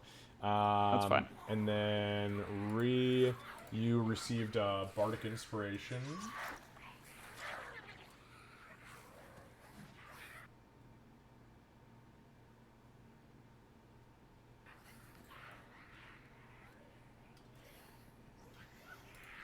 Boom. Okay. All right. Cool. I like the little music note. There's plenty of stuff. You know, the problem is it's so zoomed out for me to see the whole battlefield that I have a lot of trouble seeing, like, the really tiny details. It's kind of fucking me up. So I'll have to figure that out off stream. Anyways. Okay, so, Gray, that ends your turn. Then we begin that's correct. This guy's turn over here. He's going to go ahead and fire an arrow at Doc. And that is only a 13. That does not hit you. Nope. So, arrow over the head. Beaufort, your turn, my friend. Get ready for some more tokens. Using Bless. Okay. And I'm going to be using it on... Let's see here. I'll use it on Doc, Ree, and Aurora. Bless was right up front, thank God. So, and you said Aurora. What is your distance on Bless? 30 feet. So Aurora is out of distance by 5 feet. So. Oh, she is? Yep. Ah, darn. So go ahead, Okay. You can choose somebody else. All right, I'll go ahead and. Can be yourself. You can bless yourself. Oh, you can? Yeah, you can cast Bless on yourself. It's targets you can see. If you look down at your own hand, I can see myself. I'll do that then. Okay. Yeah, I can't do that. The Bane Bless combo. Nice. So that's a +2 to 4. rolls? Back in the 3rd edition days, yes, it was. But no, now it, so what it is now is you just add a d4 to everything that you roll, pretty much. All saves, all attacks. And I'm going to go ahead and use my spiritual weapon. Perfect. Okay. Oh, wait a minute. Isn't spiritual weapon, is it a bonus action to attack with it? I thought it was a bonus attack to move with it. Or does it just do its own thing? It does its own thing. That's what it says, at I least. thought it's bonus action to move it. But It's a bonus control action to move it. Give Yeah. me 1 sec. I don't doubt you, but I doubt you a little.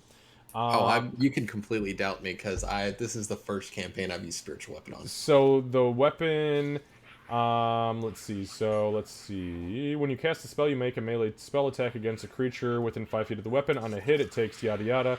As a bonus action on your turn, you can move the weapon up to 20 feet and then repeat the attack against the creature within 5 feet. So your bonus action not only gives you 20 extra feet of movement every turn, but it also prompts the attack. So Okay. yeah, I'll it's go just a ahead and bonus move action. right here, next to the Baned guy, Sure. and attack. Okay, sounds good. Who are you attacking? The Baned guy or the guy who's been wounded? Baned guy. Baned guy. Okay, understood. So a 20 does hit, however. Give me 1 moment. He is going to spend one of his points. I'm going to roll some percentiles here. Will Bane affect that or no? Nope, it sure doesn't. I think it's because- only attack rolls. Yeah, it's percentiles that it impacts. And saving throws, I believe, as well, Lucy? Is that right? Charisma. Hold on. However, I rolled a 34%, which is under 50, which means that he fails. So yes, he yeah. is indeed hit. Attack rolls and saving throws. You're right. 10. No, he only had 10 hit points. So, yeah. So the spiritual kukri spins as it begins to move towards this guy, and he looks up at it, and you see his whole body goes black as the purple veins kind of pulse, and you see he starts to shift. As he starts to shift, the kukri's like, well, fuck going for a limb, and it goes straight for the center, and then his body rematerializes, and he kind of, his eyes go wide, he blinks a few times, the purple dissipates, and he collapses to the ground dead. All right, let's see. I'm going to go ahead and stay where I am, and I'm going to end my turn. Okay. The hobgoblin to the north is going to attempt to attack Ree again, and this is with Bane. Got all the buffs on me right now. I'm not even going to roll the Bane because I rolled a 5. So, yeah, he definitely misses. The goblin to the east of you is going to also roll. That is definitely going to miss because of Bane. And the goblin up to the northeast is going to take a pot shot at Bofer. And that also misses with an 8. Ree! Ree's gonna put everything into this goblin in front of her. I mean, fucking everything. Real quick, the goblin or the hobgoblin? Because you got a goblin to the right sorry, of you. hobgoblin. Okay, Hobgoblin. So here comes a morning star number 1. I don't think I need to add anything to that. No, 24 definitely hits, but hang on, it's going to use a charge to try to displace it. And I rolled a 76, so yes, it does manage to displace it. So as you swing down at it, you see it kind of tense up in fear, like it fears you, and its whole body turns to shadow, shifts, and then you feel your Morningstar bounce off of the stone, and not it. You motherfucker! So is it incorporeal now, or is it? Nope, it completely rematerializes as soon as you rear back for another swing. It just turns into a shadow for like a split second. Okay. Well, here comes number 2. Ah! Yep, can't dodge that. It definitely takes it. And you said you're raging? I'm raging, so that's... Oh, it already rage damage it. is Okay. Rage damage is in there, but I'm going to add Fury of the Small. To add 5 extra ouchies to that. Okay, so that's what, 14? 14 total. 14.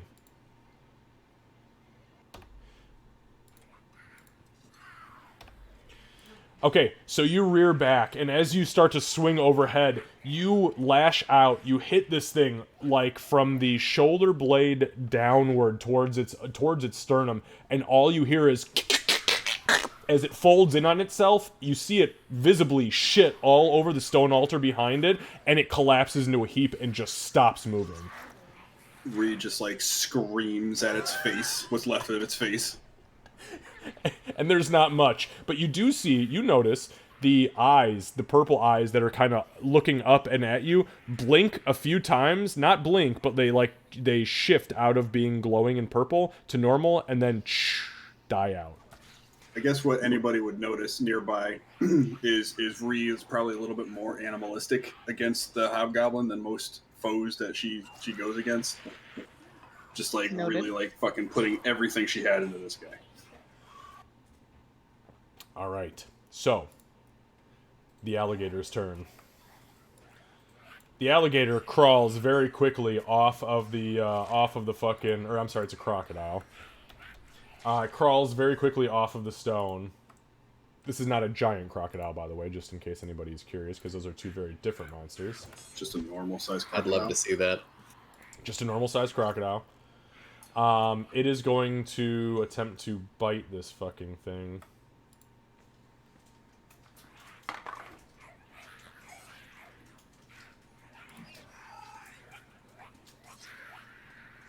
Unfortunately, it does miss, but it is very actively trying to snap up this goblin in front of it. So, the goblin behind Doc is going to attempt to attack her with Bane. And that would be... Okay, so that is a 20. Minus 3, 20, so it's 17? Yeah. It does hit, even with... It would have hit no matter what. Barely. Oh, really? Okay, I'm sorry. So that is for 4 points of slashing damage from the scimitar. The goblin in front of Bofer. 12, 13. That's a 13. Does not hit. Bounces off your chainmail. There is the archer to the northwest over here. That is going to take a shot at Bofer as well. That is only a 4. That does not hit. And the archer to the very far northwest is going to fire, this time at Ree. 18, 19. That is a 19 to hit. So that is for max damage. That is 8 points reduced to 4 because of your rage. Okay. So you see this arrow kind of streak up and over the stone protrusions here, hits you, but you feel that tough dire rat hide just shake it off. Aurora. Aurora. Is this little outcropping area here, is it difficult to get down from there, or can I just go straight forward? So it's about a 7 to 8 foot drop from where you are, from where that is, but it could be difficult for you, but you're a ranger, so maybe not. You could slide down it, but it's gonna be a little tough. Like don't roll in that one. Yeah, no, that's fair. So anyway, I am going to move forward. My gaze is locked in the one in the top left, but I'm not close enough to it yet. I'm gonna try and get down there. Okay, go ahead and give me an acrobatics or athletics, whatever you're more comfortable with. Huh. I'm actually better with the one I'm not proficient in. That is terrifying. Sad. Oh, that's right, she's not a half-orc anymore. So unlucky, she's lucky. 10 is just fine. You slide down, no problem. It's new to you. You're like, usually I would just fucking swan dive and, break my neck and be fine. But, yeah, no, you have to be a little bit more cautious. Yep. So I do that. I go forward a little bit more. That one is my prey, and that is the one I am firing at. Understood. Go ahead and take a shot. Okay, shot number 1. Oh, fuck yeah. Is it gonna kick over? Maybe? Dang. Okay, got that. It's gonna attempt to displace it with its shadows, and I rolled a 5. You hit, and it had half of the hit points you hit it for. So you fire a shot. You slide down. You turn back up, pull the arrow from your quiver, rear back, fire, and as you do so, you see the thing lock eyes with you for just a moment, realizing it's been seen. You see its whole body shift into the shadowy form. Your arrow said, "Not today." Boom! Hits it square in the chest. It rematerializes and slumps forward dead. Wonderful. Extra attack. I don't have to attack the same thing, right? You do not. Absolutely not. But you cannot reapply your hunter's mark. Nope, that's a bonus. That's fine. What I am going to do, I just need to check my distance. Cool. I'm going to... Actually, hold on. I'm wrong about that. I think I'm wrong about that. You moved, and then you shot it, but you already had the hunter's mark on it, didn't you? No. Or you had just switched it? Yes. Okay, understood. Yep, never mind. Then I'm I've not been doing wrong. hobgoblins first. Okay, understood. So you're gonna shoot it. I'm sorry, who? I'm shooting the other, that one there. Understood. Go ahead and take a shot. Are there any more hobgoblins still alive? Nope. Not that you can see. No. Okay, yeah, I couldn't see any of them. Yeah. Okay. Sorry to turn off Slayer's Prey there for a second. Oh, that was very bad. Yeah, so as you fire, it kind of goes up and over, but it lands in the, gray mud material that is this old riverbed. Also, make sure you're marking off arrows for me. Yep, I've got them on paper at the moment. Perfect. Doc? So, and then Gray, you're on deck right after. Doc she's going to say, I guess, to this one, who gives you your power? And then she's going to swing at it again. And it's got this dark energy coalescing around it, this dark red and black energy that comes from from Gray's bane. But it's also just babbling and cackling, and its whole body's literally just marionetting in front of you. It's very possession level, but maybe not. Okay. Isn't Gray's bane a bowstring? Like an actual musical bowstring? Yeah, I think that's what I described it as. It was, yeah. Yeah, it was like the violin bow that the string detached and then wrapped around. Was it black and red energy though, or no? That was mine. That was yours. That's right. Yeah, you guys gotta stop casting the same fucking spells. Can somebody please give me an arcane spellcaster? I do so much better with them. It's my next one. I can't change my spells. You had a way out. Now. I know. I'm just fucking with you guys. Okay. A 16 on that one. On who? Oh, on the one that you just were looking at. Yeah. So that would hit. But it begins to shift in the shadows. Tell me how you do that. Nope, rolled 35, so you do hit.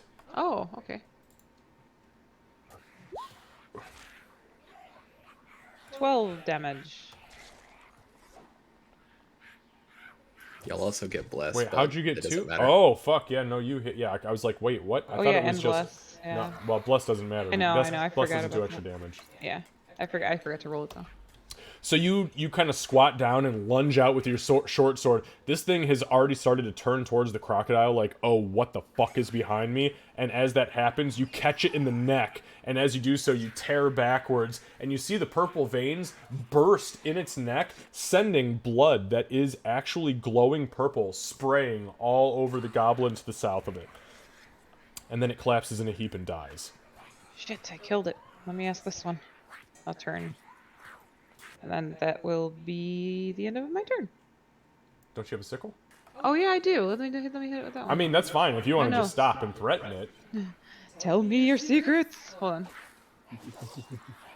No, that's a nat one. Okay, Oh. yeah, I missed yeah, on so purpose because I wanted to answer me. the purple glowing blood threw you off just enough to swing at this one and have it just, matrix dodge out of the way.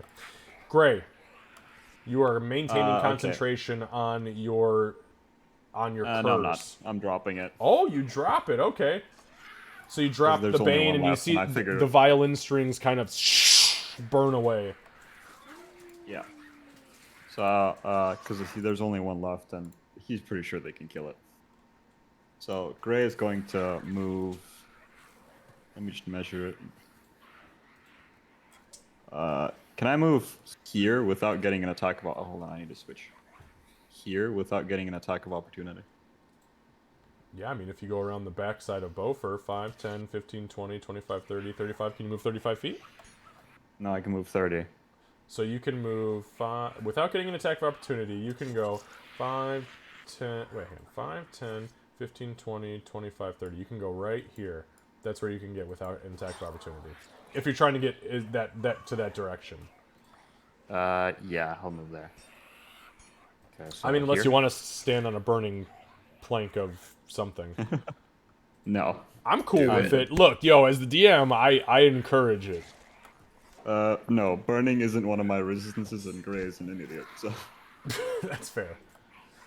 So, and then he's gonna point towards that one, bang his drum, and go, sight is often deceiving, and then cast Phantasmal Force on it.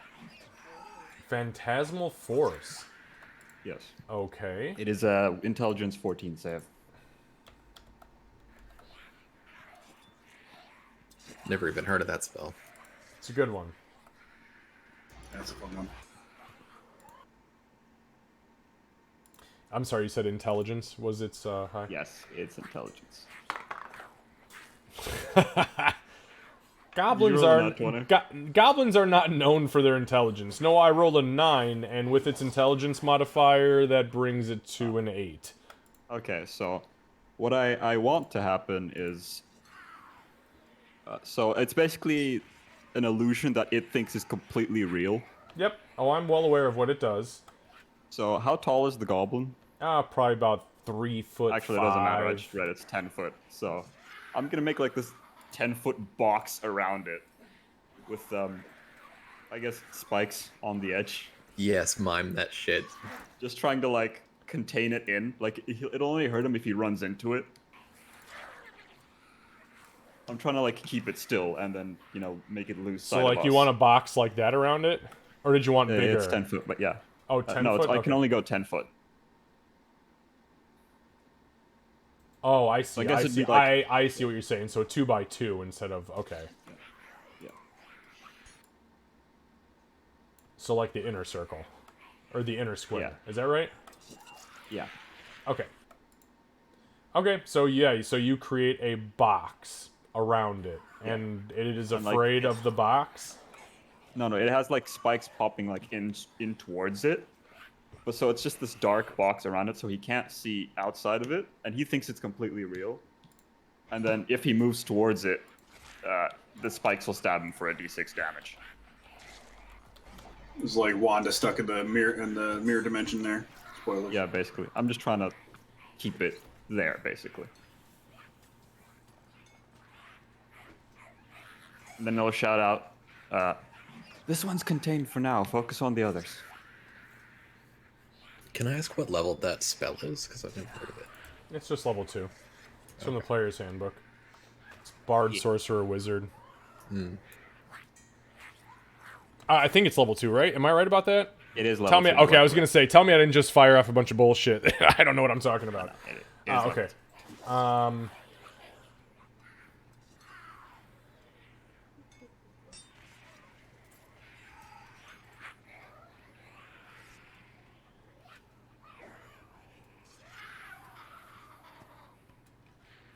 Okay.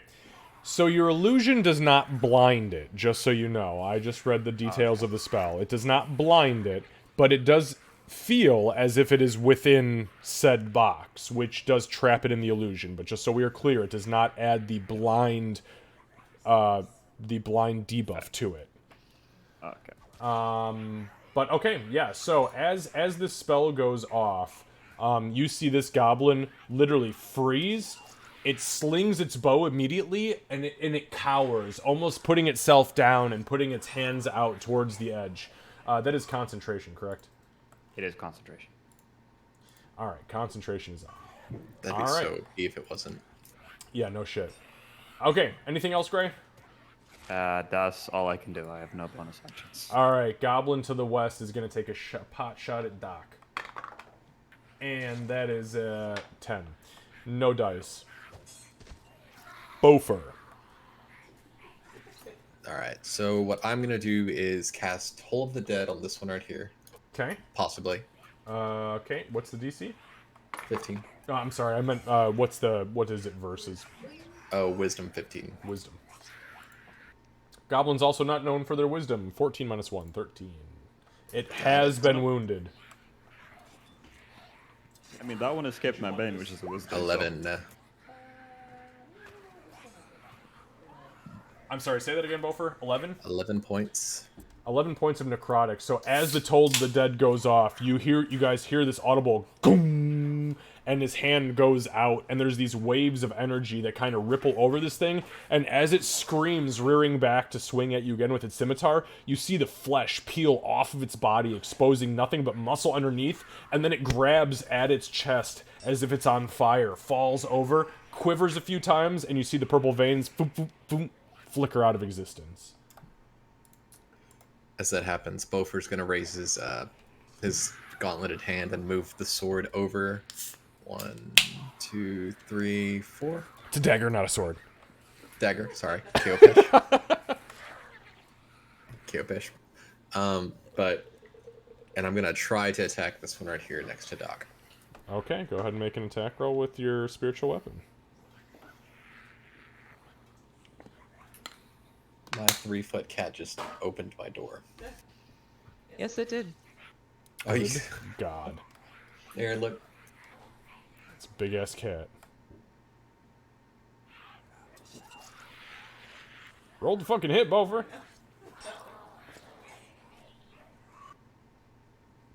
My dog's asleep, so I can't really hurt you. Okay, 15 would just about hit, however. But wait. 61. As the Keopesh comes in, the body of the goblin shimmers again, and you see the shadows grow up and around it and swirl, and as it does so, it just does not make contact the way that you would have hoped. Alright, understood. Let's see where I can move.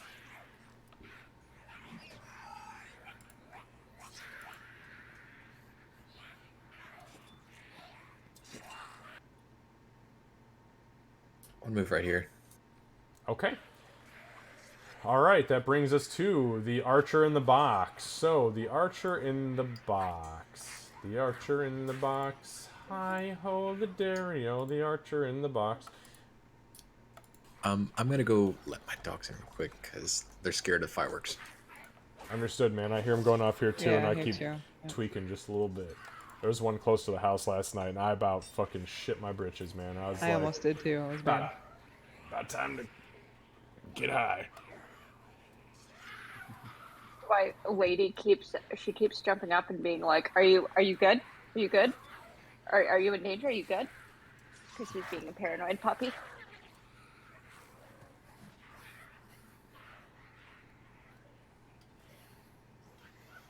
Goblin in the box. Yeah, luckily for me, it's mostly just smells that set me off rather than the actual firework sounds. I understand, man.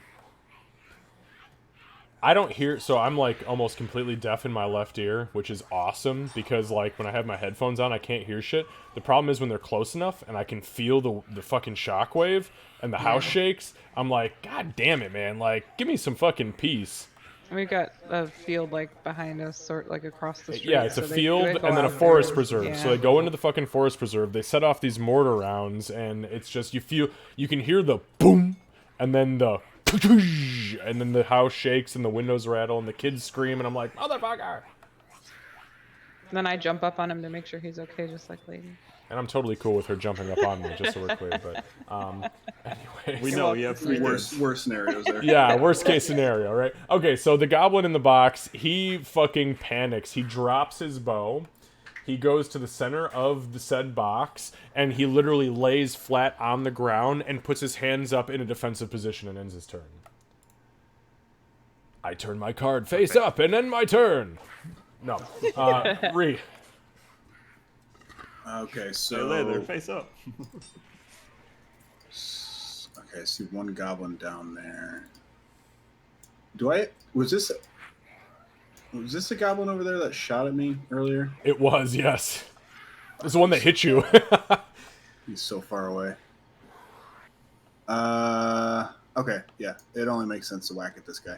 So Ree's gonna come down, go around Doc, say, "What's up, motherfucker?" and whack this asshole in the face.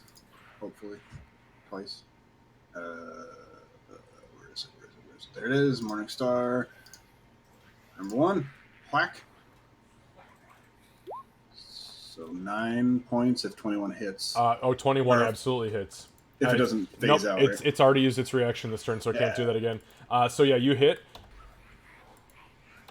Bam! As you smack it, you literally crumple its fucking head into its body cavity, and it just nothing. Okay, so I moved 5, 10 10. feet, Yep, basically. 10. And nothing outside here is difficult terrain right now.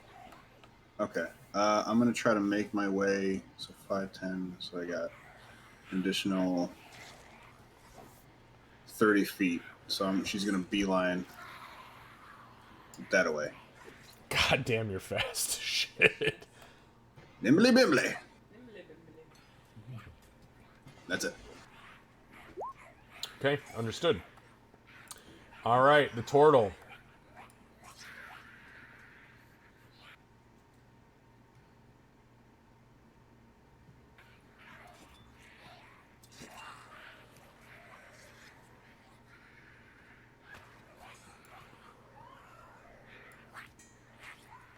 No, I did yell out to like leave that one for now. But I don't know if Alligator understands me. Clearly not, because the alligator fucking charged it. Right. Imagine. And the That's alligator sacred misses. dogs. It snaps down at it again and completely fucking whiffs. Does not make contact, so there is no additional roll to be made on the part of the phantasmal person. Brings us back to the top. This archer is going to fire down at Gray. Oh boy. Oh my god, that's the first nat 20 that I've rolled tonight. Of course it's on me. Candace can confirm it, by the way. Yep. On a Well. die that I bought for him many years ago. Well, Candace, you have cursed me. You're welcome. thankfully it wasn't a whole lot of damage. It was 6 points of damage, so your DC for your concentration, which is a constitution saving throw, is either going to be 8 or, let's see, it's 8, 9, 10, 11, 12, 13, 14, no, it's 8.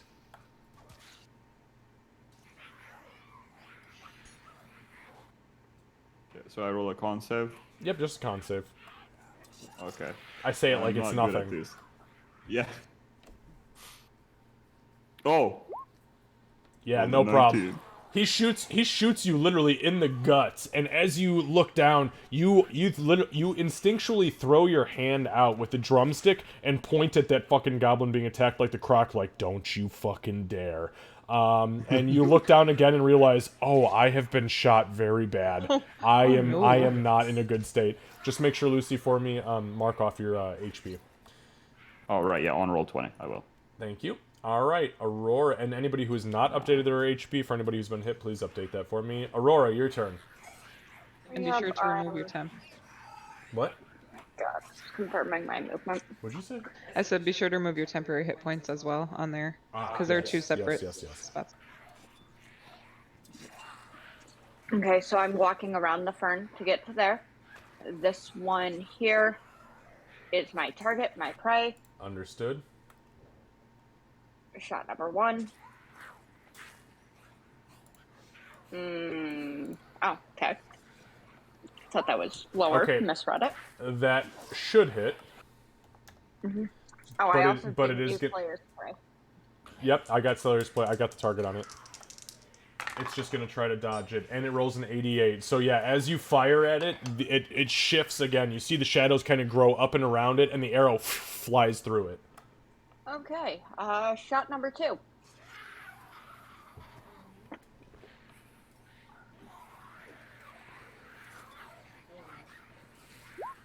What I would like to do, if this successfully hits, is I would use my Piercer feat to re-roll the Slayer's Prey damage. Go ahead and roll the Slayer's Prey damage. I'm glad I did that. 15 points. Yeah, so you fire at that thing, and the arrow literally pierces straight through its breastbone, out its spine, and into the woods. You hear it travel at least 30 feet into the woods before it hits something and stops. The goblin looks down at its chest, coughs once, which causes internal organs to spill out through the arrow wound, and then it collapses forward and dies. That was wickedly cool. Also, I'm definitely not getting that arrow back. No, 100% no. I've been marking Can off the ones that confirm. are that you describe as being as snapping or as being like unattainable. So Okay, Okay. that brings us to Doc. Okay, well, I'm gonna. So that changed what I was gonna do a little bit, but I'm still gonna use feline agility to double my speed until the end of my turn Okay.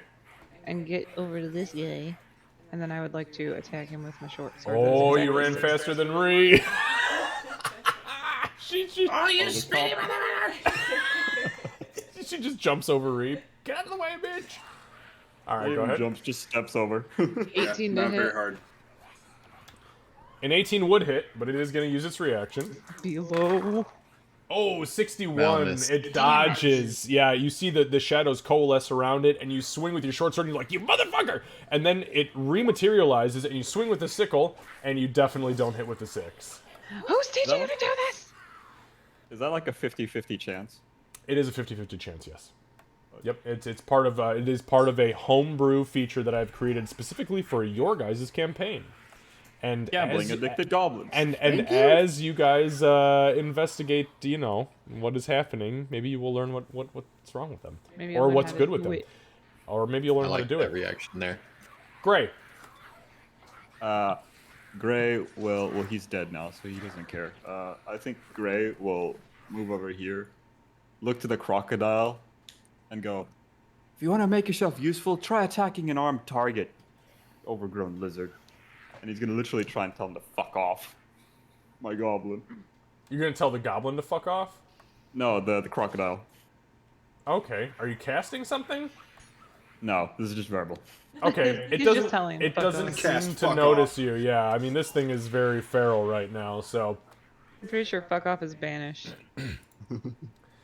I Alright. wish. Which I get to learn.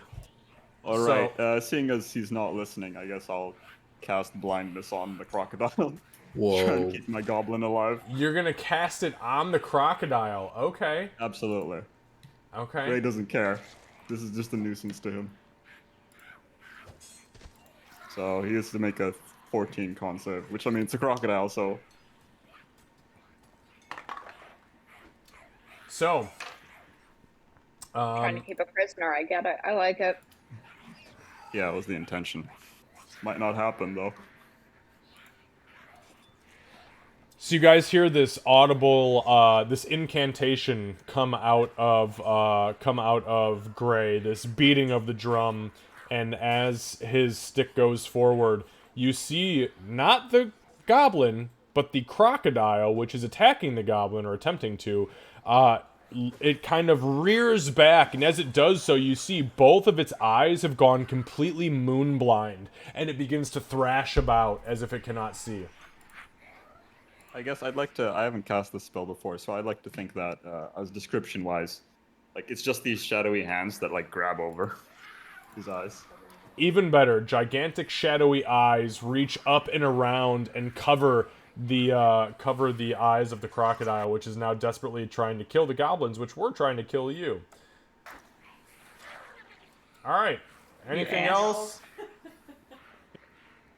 Okay. So, the goblin that is in front of Doc is going to spend another one of its charges. It like jumps off the cliff, and as soon as it hits a shadow about 2 feet down, it vanishes in the shadow.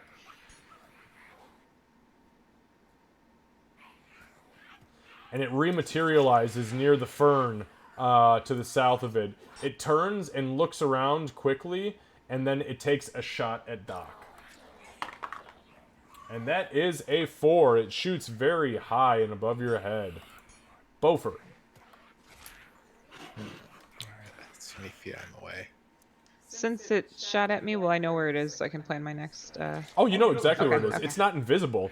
It I know, I'm just- rematerialized, and the whole fern shook, and it just took a shot at you. Okay. I wasn't sure if it was a dire fern. It is clearly a dire fern, but yes, you do manage to see it, Okay, and you thank saw it. It is a dire fern. Well done. Beaufort. Alright, one quick second.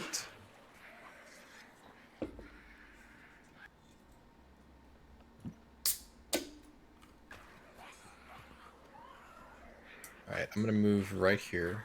1, 2, 3, 4, 5. Let's see what I can cast. Give me a perception check, Beaufort.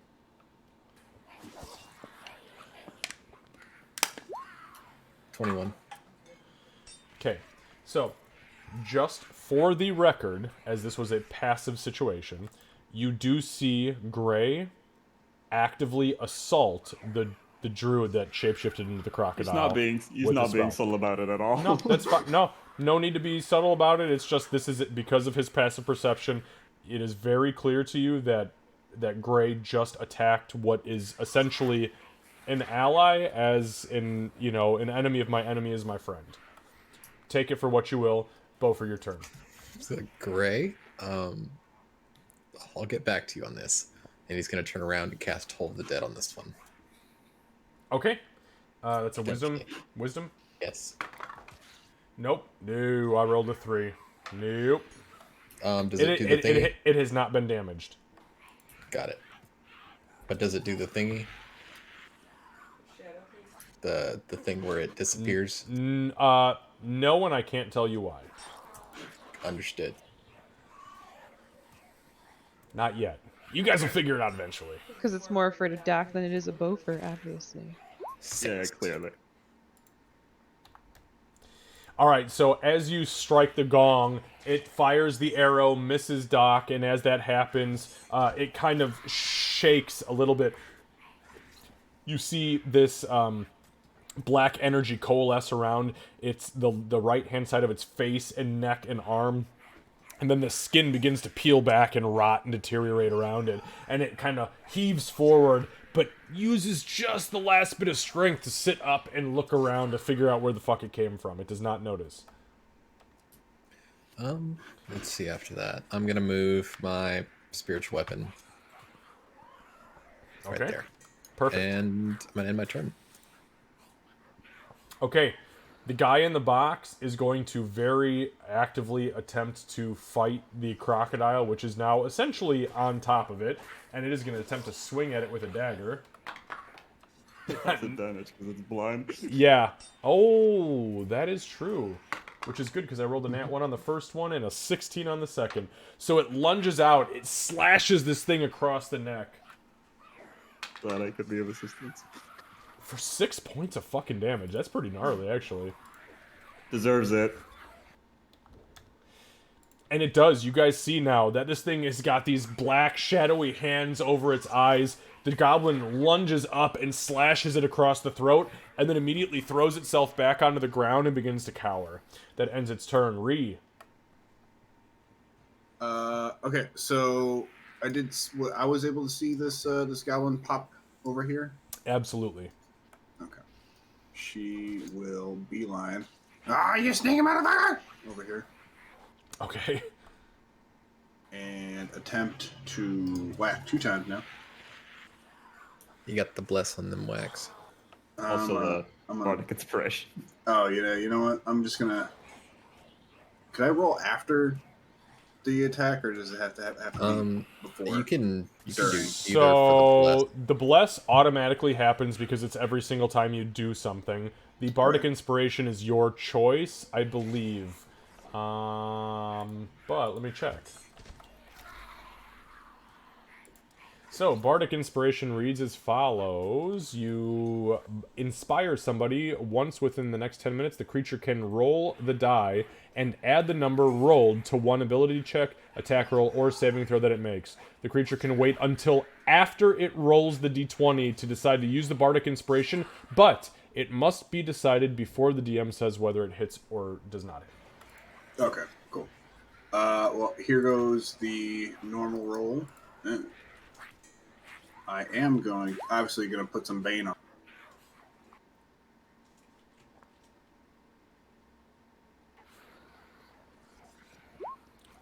Oh, yeah. So, okay, you've got a 20. So, yes, 7 total damage coming to him. Okay. For that one. Maybe he disappears, maybe he doesn't. No, he's dead. Oh, he did. Oh. Yeah. Oh, yeah. He had he only had 1 hit point left. So you hit him with that Morning Star, and his whole body just crumples into nothingness. All right. That's it over here, huh? That's except for the guy in the box. Correct. And I think you moved 15 feet. So what do you have? Like 20 more or something you can do? I have 40 feet total. So that was Jesus. Yeah, I'm fast. So yeah, you've got 25. Jesus Christ. Yeah. All right, so she's gonna. Oh, why does it do points whenever I try to? I think that's about 25. Yep. Looks right on my screen. All right, the crocodile now is going to attempt to attack the goblin in the box with disadvantage. Don't kill my goblin. Nope. Rolled a 6. All right. Aurora. This guy. Okay. Goblin's gonna be my prey. Oh my god. Understood. And I mean, I have no mercy for fucking goblins. I'm gonna move. And I'm going to aim and fire. All right.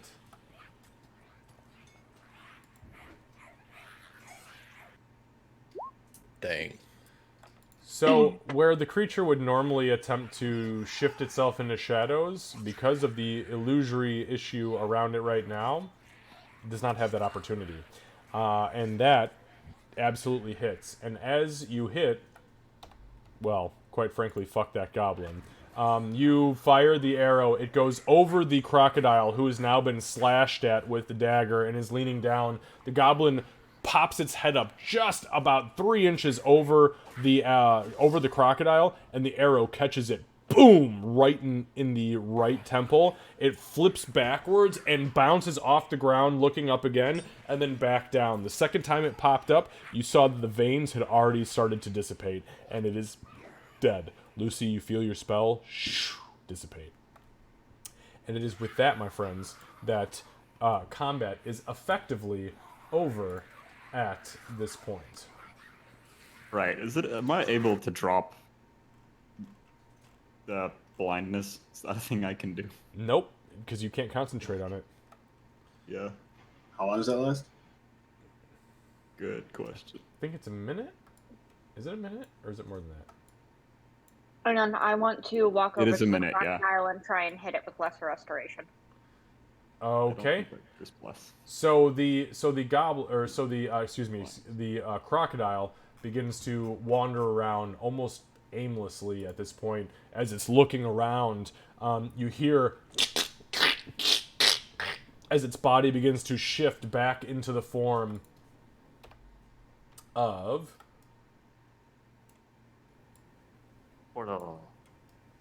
the turtle.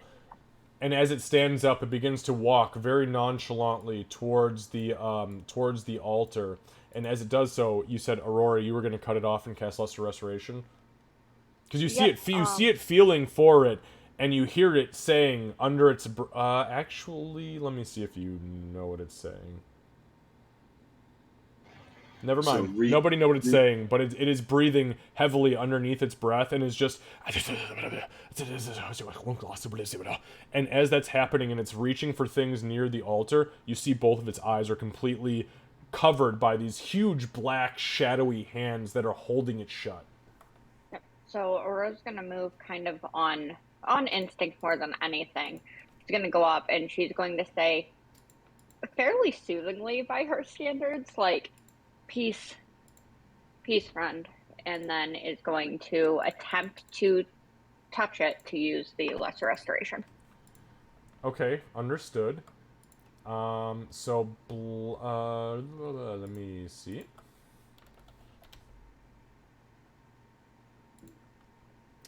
So Lesser Restoration cures blindness. So you incant as you approach. The druid kind of puts its hands out onto the stone slab, and it leans forward, and you say, come in peace, friend. You reach out, you begin to mutter an incantation, almost instinctually, and as you do so, you put your hands over the eyes of the turtle, and as you do so, everybody sees this bright green flash for just a moment. Aurora removes her hand, almost surprised, and you see the turtle blink and look around. And the turtle says, "I'll be a son of a bitch." As his Once I was blind and now I can see. Sorry, what are you doing, Ree? Ree just takes a moment to put a couple other good whacks into the hobgoblins over here. So as he's coming back into blindness, he just sees just splat, fuck. Yeah, so what hobgoblins, I guess, is what we should say, because you have essentially beat them into a pulp at this point, and you guys all see this too. Ree is just going to town on the corpses of these hobgoblins. Hey Ree, could you wait? I'm trying to collect to see if they have anything on them. Yeah, just one more whack. Fuck these guys. Yeah, Okay. as we're. The turtle, by the way, at this point kind of retreats back into its shell as it has not gathered its weapons yet, but it does have its sight, and you hear him say, "One moment, folks, I'll be right back." And he kind of creeps back into his shell, lays on the ground. You see it rock a few times. "I'll be right back." Roleplay amongst yourselves.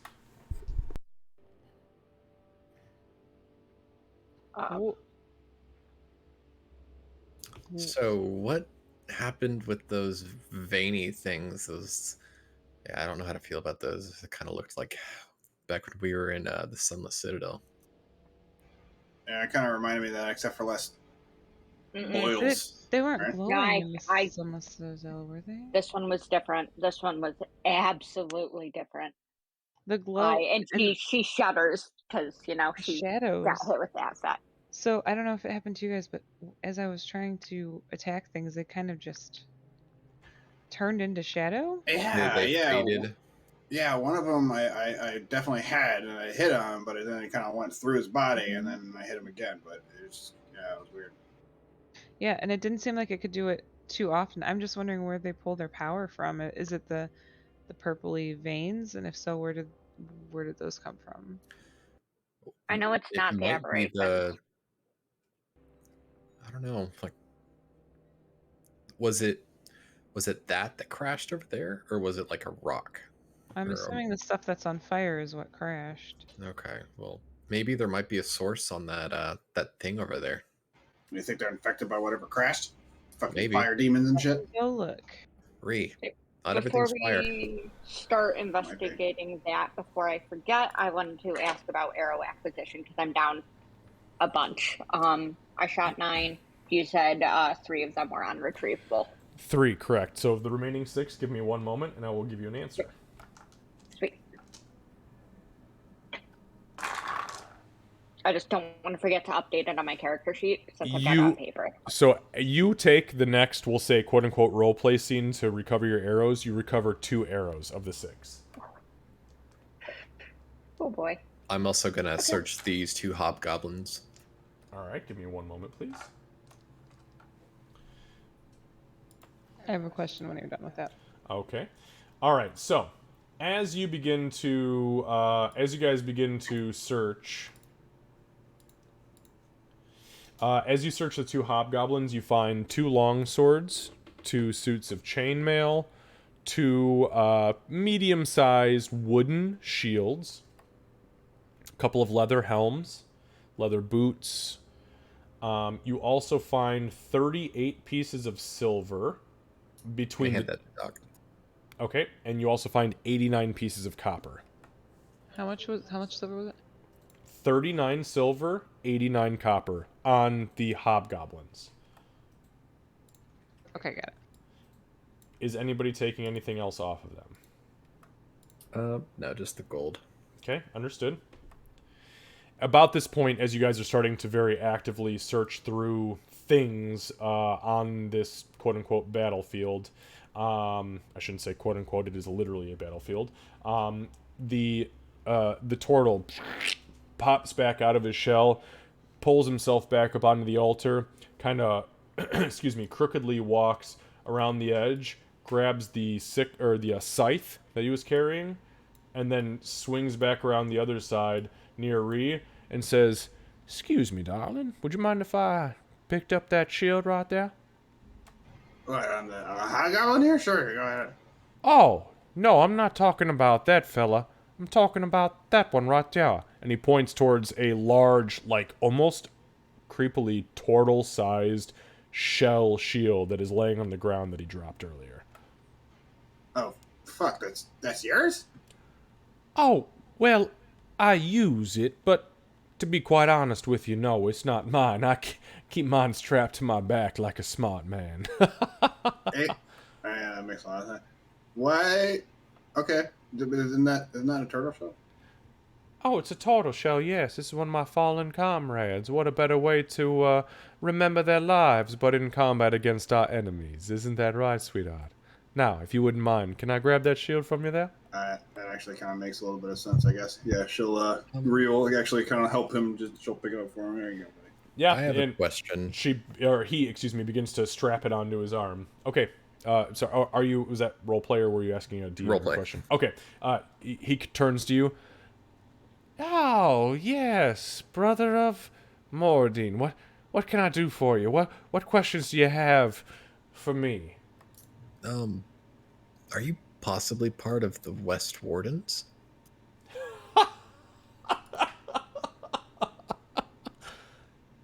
"Of course I'm part of the East Wardens. We're on the east side, boy. The west side is way the hell over there." He kind of points off towards the west. "I'm an East Warden, not a West Warden." Forgive me. "You are forgiven, because through Sylvanas all salvation can be found, my brother." Now, if you all don't mind, I'm going to sit a spell and take a little bit of a breather, because, boy, that was awfully rough, especially when y'all got such an active spellcaster working against your allies. Kind of begins to wave himself with his shield and begins to stare towards Gray, looking at the ship. Wait, what? Yeah, Gray's not even noticing him. Kind of. Your boyfriend kind of blinded him. Well, he probably had a good reason for that. Oh, he probably had a terrible reason for casting a hostile spell against an ally who was clearly actively working to help you. But, hey, boyfriend this, girlfriend that. She, them, he, her. What the hell am I gonna say? A different time, my friends, different time. Yeah. So, I guess so. how did you get here, or were you here the whole time? What you talking about, boy? What do you mean am I here the whole time? Hell no, I haven't been here the whole time. You kidding me? I was down in the East Warden camp before I got snatched up by them goddamn goblins. Are they gonna sacrifice you here? What are they doing? Hells if I know. All I know was that, I was with the East Wardens during the entirety of the last moon cycle. A couple days ago, one of my scouts went missing. So, of course, we all banded together and started looking for him. After that, son of a bitch, the camp was raided. So, everybody got snatched up, taken alive. Well, what in the hell am I gonna say, right? Everybody Wait, got... so there's more prisoners, not just you? Well, there was 3 of us in the East Warden patrol for this moon cycle. Unfortunately, my comrades, I got tossed up on this, he smacks the slab that he's sitting on, this stone altar here. They got torn to pieces. They ain't got a hard exterior shell like me now, do they? But we're taking this fight against evil. So what? So they just put you up there and butchered you, or butchered your friends, or did they just actually like sacrifice them to some fucking weird ass god or some shit, or just Well, chop chop chop? to be completely honest with you, they tossed us up here. Well, the 2 before me, straight up here, soft skin, soft bone, ain't got no shell on their back to keep them safe, you know what I'm saying? And tossed them right on up here. They carved them up real good and dragged them off that direction. And he points over towards the northwest. They were dragging body parts, internal organs, gathering blood. Well, then it came my turn, and they tossed me up here probably about, I don't know, 35, 40 minutes ago. And then that thing, he points over towards the wreckage, that sumbitch came flying in like it was something hot from the sky, and boy, I tell you what, it hit the ground with such an impact, blew these bastards straight on their behinds, and I woke up, knocked out myself, and some bitch, I'll be surprised they got these purple veins creeping through their bodies, screaming and yelling about who knows what, because they ain't speaking goblin no more, which, by the way, I'm proficient in. And all of a sudden, they wanted to hack my shell to bits, but I just crawled inside, and then there you were, saviors of the universe, popping in to help me out. Oh, Moonshell. Wait, they didn't have any purple veins before they started whacking at you? No, it was only after I came to when that thing hit the ground. I thought it was coming straight for us. I hear the whistle before it hit. Boy, I crept up inside of my shell like a grasshopper inside of a, cocoon. I don't know what grasshoppers do, to be quite frankly. We live in the woods. We ain't got grasshoppers out here. Might be right, Doc, about that thing making these things turn weird. Just a thought.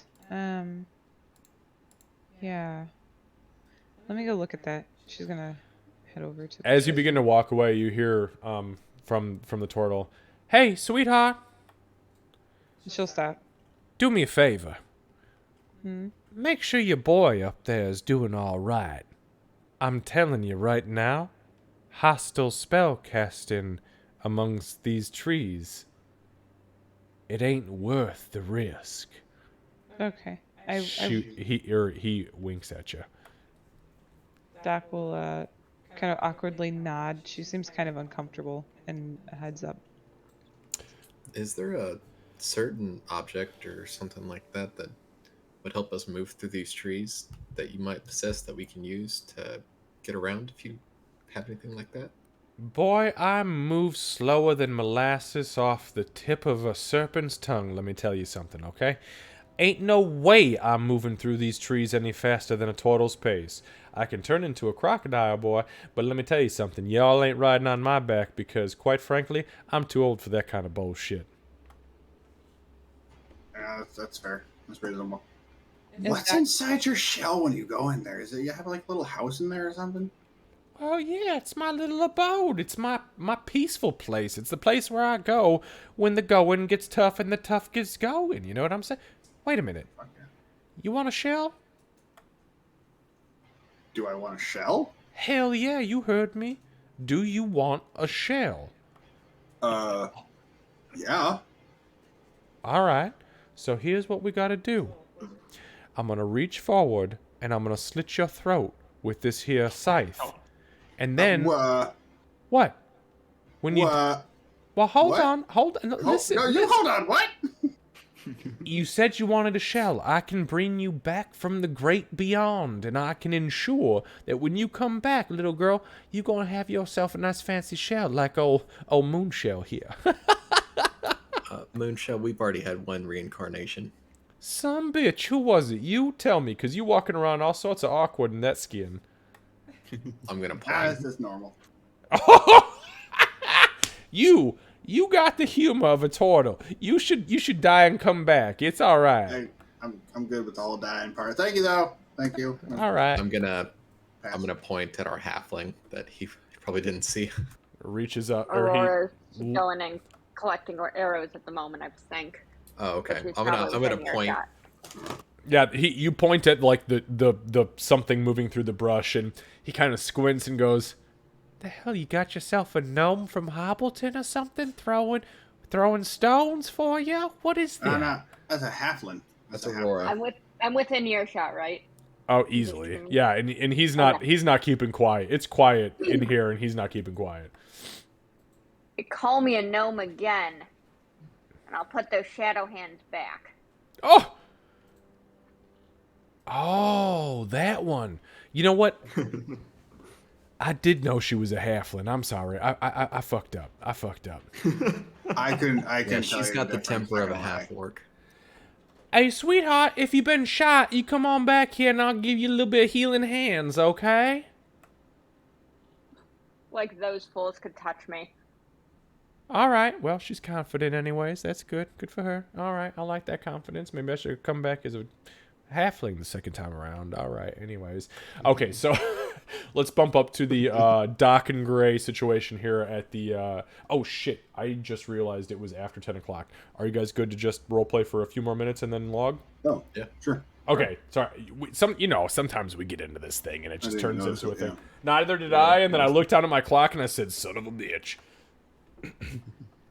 All right, so... I won't be able to stay super much longer because I have a multi-hour drive ahead of me still tonight. Tonight you do? Yeah. Well, as soon as we're done here, I'm throwing stuff in my duffel bag and I'm heading north. Cat, no. Oh, what the fuck? Okay, we'll play just for a few more minutes. We're just going to go through Gray and Doc roleplay, and then we'll stop within this scene. Okay? Yeah, sorry. Normally it's... No, Cat. You do not need to explain or apologize whatsoever. We get it. I did not ask beforehand, so that is on me. Okay, so very quickly, Doc and Gray, you approach what is very clearly wreckage of some sort of what appears to you as a ship. But it is made... There are wooden and stone and metal components to what you see in front of you. What are you doing? I guess, well, Gray would be, while they were talking over here before Doc showed up, he'd be, I guess he'd be going for, like, the purple goblins that he saw. And, like, because of the warning that was given before, he'd definitely try and, like, put together if there are any, like, relation. I'm sorry, you're trying to what? You're trying to put them together with relation? Yeah, I guess I'm trying to, like, they gave a warning to Gray before the whole meteor thing happened. And so I guess he's trying to find out, like, if the purple came from the ship, how did it do it? And then is that related to Shadow Man? Gotcha, understood. Give me an Arcana check, please. Okie doke.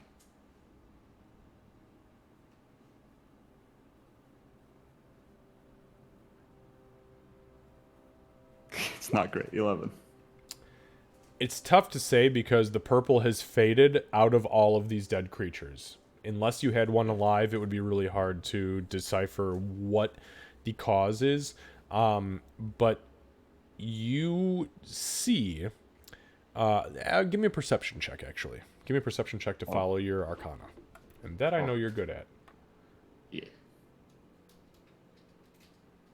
The dice don't like me tonight. It's 14. Still not great, but better than an 11. You see similar purple veins slowly pulsating in and out of the propeller of what is this massive tail end of some sort of ship here. As you look underneath it, as you kind of creep around and try to get a good look underneath, there is a body underneath it that has very clearly been crushed, but is still in decent shape. That is not goblin. That is not druidic in nature. It is humanoid in nature, but you can't see it 100%. It appears to be wearing white and gold tabard. Okay. I guess as Doc shows up, he'd be like, take a look at this. Okay, I'll take a look. Okay, give me a perception check. As I'm doing that, I'd say, why did you attack the turtle? Is it evil? Did it do something? No, it's just an idiot. And then I think that's about all he'll say. Okay. And as he says, no, it was just an idiot, it throws you off so much that you're just like, are you fucking kidding me? That thing it turned into a crocodile and helped us fight goblins, and it's an idiot, and that's why you blinded it? It's like to Doc, it's almost like the audacity in this piece of shit that just said this out loud, who was your friend before, mind you. And with an 11, unfortunately, his comment catches you so off guard. So you said the propeller has the purple, right? Very light Okay. in and around. It's as it is still slowly spinning from the heat and the wind blowing off of the fire that is currently engulfed in the tail end of this thing. Is the body underneath a piece of the ship that we could lift if it was like me and Ree, or if it was multiple people? Or is it just really under the ship? You could definitely try. You see from like a stomach down. And it is very well put together. Does it look like I could lift it by myself, or will I need help? I mean... Like, am I looking at a huge piece of ship? I'll tell you what. Make a strength check with intelligence as your modifier. Because you are trying to determine... This is the first time I've ever had to do this. Make a strength check, but... Make not a strength check. Make an athletics check with strength as your modifier instead of... or not intelligence. I'm sorry, yeah, it's intelligence, the same yeah. Oh, well, alright, fuck me. I tried to do something. You said athletics, right? Uses a burning board as leverage. Can You Gray said help? athletics, right? Yes. Can he help? Who? Gray. Gray. Sure. No, Not the not greatest with of the not legs. with his strength. No, he can't. Okay. He really can't. Because isn't your strength a 9 or a 10? Whoa. It's a 9. Yeah, no, you can. 13. So as you look at it, with your intelligence, you go, yeah, I could probably lift this thing by myself just enough, but somebody's gonna have to grab that body out. Okay, on the count of 3, pull it out. Ready? All right. 1, 2, 3. Okay, give me a strength check, Candace. An actual just strength check, not a skill check, a raw strength check. 6. You heave and you fucking hoe, and it hurts because the flames on this thing are burning quickly. You cannot lift the rear end of this thing up. Oh, I forgot. I have to lift with my legs, and my legs are tired. I don't. Maybe see if we can get Ree. Ree, Yeah, I need your strength. coming. We will saunter. Re-saunters over. What do you got? Oh fuck! What is that?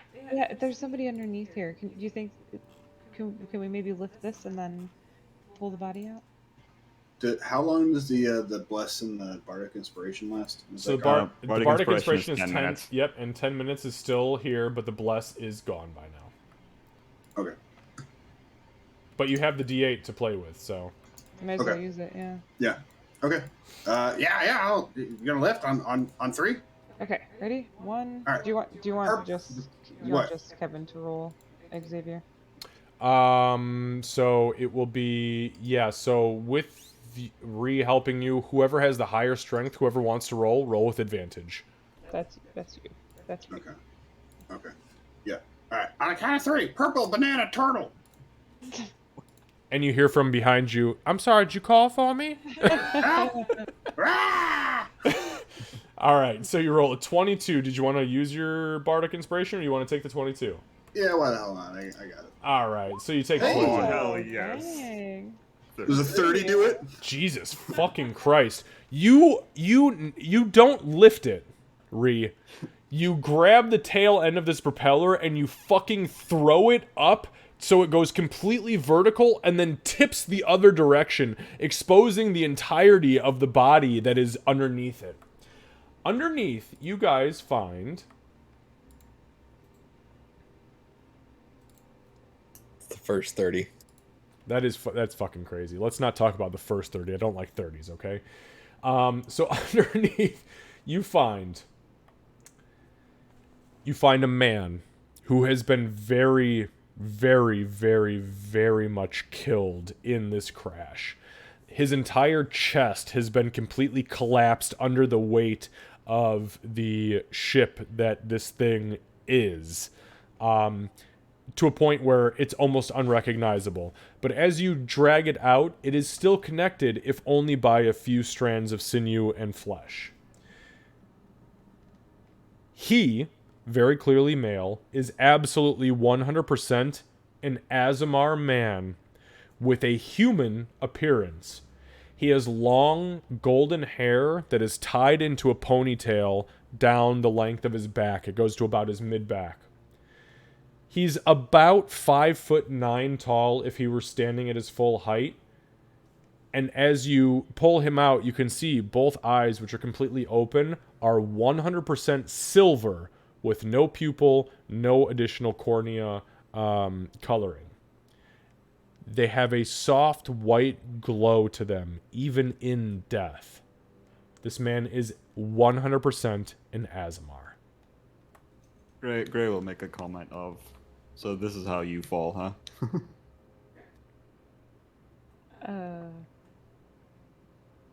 Have I seen Aasimar before? Oh, absolutely. I'm watching. Yep. Okay. So yeah, Aasimar. I know. So Aasimar always appear as another race. Right. Within my world, by the way, they always appear as another race, but they have celestial qualities to them. This man appears to be human in nature, but very clearly Aasimar in his full facade. Gray is also very clearly an Aasimar, but he has fallen from his grace, whereas this man with the silver eyes, the golden hair, he stayed true to his path 100% of his life. Excuse me, Miss Turtle Druid? Sorry, Yes, real Gray quick. looks like a human. Yep, that's what I thought. Okay, thank you. So you call over to the turtle, did you say? Yeah. Turtle kind of looks up and over his shoulder. I'm sorry, sweetheart. Did you call for me? Yeah. Just getting my bearings straight here. It's a little funky after getting my shell clocked around like that. I wasn't sure. Is there anything you could do for this being? It looks like they were crushed by the ship. Kind of squints. Nah, he's been here far longer than my capabilities are, well, quite frankly, capable of. We bring him back to the grove, maybe we can reincarnate him, but he ain't gonna like that since he's all, from the higher planes and whatnot. Darn it. I would really like to get to talk to Wait a minute, what about your friend over here? Isn't he a follower of Mordine? Can you bring him back? Come on, give him a little touch, a little kiss on the side of the head. Make him talk or something. Can you make him talk? Yeah, you know what not I'm right talking now. about. Kind of blinks heavy and looks over at you and says, I know about your people. Priests in general. Doesn't matter if you're good or evil. I know you can all speak with the dead. Can't you speak with the dead, boy? Not right now, no. Come on now, y'all out adventuring looking for little old me and you ain't even got yourself a little speak with dead spell memorized? Boy, your god is probably shitting his britches right now. Yeah, no, not right now. Alright, well y'all gonna have to give your cleric a little nap before he can speak with his god again. Get himself a little magic in his veins. Hey, that reminds me. Mr. Cleric, might want to go talk to your friend over there. He's looking awfully sultry in his shadowy ways, conjuring hands of darkness over people's eyes who are trying to help you out. A lot of helping you did. Boy, I tell you what, I did more helping now than I ever did in my childhood when I hid in my shell. I transformed myself into a crocodile. What you do, beat that drum and cast hands over my eyes so I couldn't see your goblin? Yeah, that's right. I heard you whispering to me. You were afraid of me, weren't you, boy? That will actually get Gray to laugh. You guys hear Gray audibly laugh. Y'all think I'm kidding. He's gonna turn against you, so help me, I tell you right now, he gonna turn against you. Worry, there's another couple arrows with his name on it. At this point, you hear the turtle. The turtle laughs. The turtle laughs and he goes, "I like you. I like you. I like you a lot. You good fun. You good fun. All right now. Well, as the turtle's talking, could I just insight check I kind of just want to get a feel for the general nature of this person. Okay, yeah, go ahead. Make an insight check for me. That's only a 9. It's tough. Like, the turtle is jovial in nature and has been speaking truths so far, but has not really given any answers as to who, what, when, where, or why outside of the initial questioning from Beaufort, and is sitting there very clearly trying to clean off its shield and scythe, which scythes are not very typical for druids to carry. Also, the sickle thing on his back with the moss is a little off-putting. Definitely a strange aura, but it doesn't have purple veins. Okay, thank you. So, are you gonna come with us, or are you gonna go back to the main part of the circle? The turtle kind of, with its head completely turned around at this point, sitting forward, but its head turned all the way around. Well, I suppose I should probably head back on now to the East Warden camp and get myself at least a little something to eat, because boy, am I famished. Get something there, and then I'll maybe go back and have a conversation with the Archdruid about the happenings here. Make sure he knows exactly the type of people he's sending on to, do his dirty work, because, boy, sending a fallen Azimuth, that's dangerous business when you got all sorts of spelljammers crashing into your plane of existence now, boy. Spelljammers. Blinks heavy at you. Is that what that is? Yeah, you talking about that ship right there that came from the outside? Boy, that's a spelljammer if I ever saw it. Bet you there's a mage on there who knows something about something. Oh, yeah. I mean, I would think that if the Archdruid thought something was wrong with our group, he wouldn't have sent us out here in his wisdom. Well, maybe he is wise beyond his years. Very young Archdruid, very talented Archdruid, but let me just tell you this. I've been around enough of them fallen angels to know that eventually they're gonna get you. Just like he tried to get me. You ain't gonna get me, fallen angel. I got you. I'm watching you. The trees are watching you. Speaking of trees, is there a word that would make them our friends, that we could help go through them? He kind of blinks heavy again and he says, why do you keep asking me about magical items and magical words that are going to make the trees your friends? Boy, are you a druid?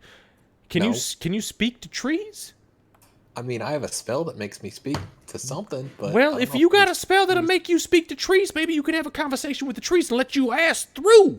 Until that happens, these trees probably don't want you moving through them unless the Archdruid sees it fit.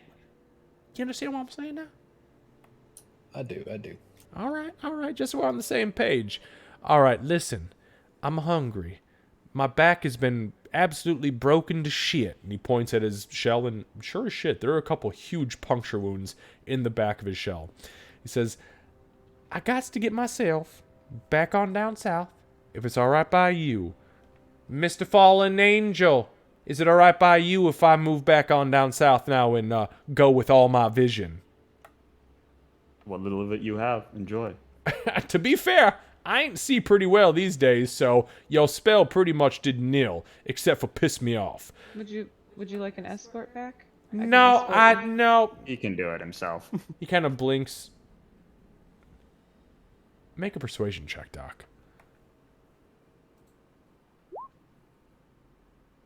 17. Fuck me. You know what? I think I will take you up on that escort, sweetheart. You mind escorting me down south? No, that's fine. I can tell you right now, there's probably no goblins between here and the East Warden camp. We get me there. Me. Well, you want to come too, sweetheart? Yeah, Before we're all you in the same go. place, aren't we? Well, we're all right here. I'm just talking about going down to the East Warden camp so I can get myself a little bit of grub and then move on west to see Arc Druid Nightbreeze. But if this sweetheart is going to take me down real quick, if she knows the way, that's fine. I'll go with her. It's all right. She'll be right on back. Look, y'all scared of me or something? I ain't going to do nothing. Look, she could, look at her. She could probably cut, I watched her fight these some bitches. She could probably cut my throat before I said, help me! Help me! Yeah, that's Be fair. surprised. You guys can just see what you can find, but be careful. Don't touch anything that's glowing, I guess. Speaking of the glowing stuff, I've got a question for you. Moonshell, was it? Yep, that's my name. Yes, baby. What you got for old Moonshell? So, you said they start glowing all purple after the Spelljammer hit. When we were by your East Warden camps, we found traces of the purple glowy magic blood bullshit there before the thing hit. Yes. Does that mean anything to you? Any idea why that would be? It's a very wise turtle. Well, Xavier Gray puts his hand on his chest and restores 5 hit points via his healing hands. Understood. Thank you. He kind of cocks his head to one side and he says, "You know, that's a real good question, sweetheart. To be honest with you, I don't know much about the outside realms of existence besides what we got going on here on the prime material, because this is where I was born and raised. But what I will tell you is that sometimes, before the storm, you smell the rain. And I got a sneaking suspicion that we all smelled the rain before this storm was upon us." Can I inside check that? Absolutely. That's a good little ending thing right Damn there. it, 7. It is fucking convincing. All right, sweetheart, you gonna escort me down now? Oh, absolutely. Wonderful. And at that point, Moonshell stands and begins to lean heavily on the scythe and begins to walk down towards the southern portion where Doc meets up with him, and they begin to walk. Is he hurt? He does look very hurt, yes. Okay, then as he goes by, I'm going to, again, Karen thinks she doesn't even realize. She's just going to, now it's in halfling, cure the wounds and kind of brush. Okay, understood. Go ahead and give me a Cure Wounds. And we are going Doc to do will, this. as she walks away, Doc will look over her shoulder and kind of lock eyes with Ree for a second, and then just nod, and then continue. Ree nods back, but no message was really. It's just like the guy head nod. This was 100% aesthetic. Just okay, bro. I got you. Wink.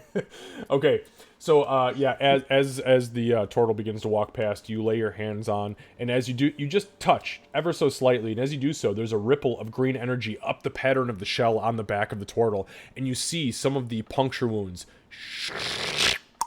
seal shut as he begins to walk forward.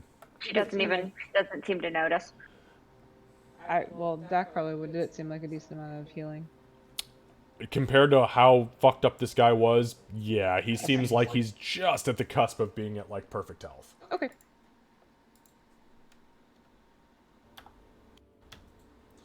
All right, guys, it is 10:30. I apologize for going over, Kat. I know you just said you have a couple-hour drive. I honestly, I apologize for not asking you beforehand.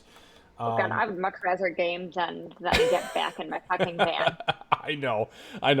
Take care of yourself, though. Please drive safely. There's crazy-ass fucking people out. It's the 4th of July weekend and going into the 4th, so... we will. Good game reveal. Yeah, no, this was a wonderful. I'm glad. Hey, we did combat for the first time in like 6 fucking sessions. That's awesome, and it was cool combat too. Hopefully, we almost didn't. Hopefully, that's true. We almost didn't combat, but we did combat. I almost walked away. Yeah, I wouldn't have been like, yeah, we can't leave that person. All right. I mean, I was with Frey on that one. Didn't really have to tell you about him. I don't know. Oh, I was waiting for you on that too. Ditto. Okay, I'm gonna log. Okay, thanks everybody.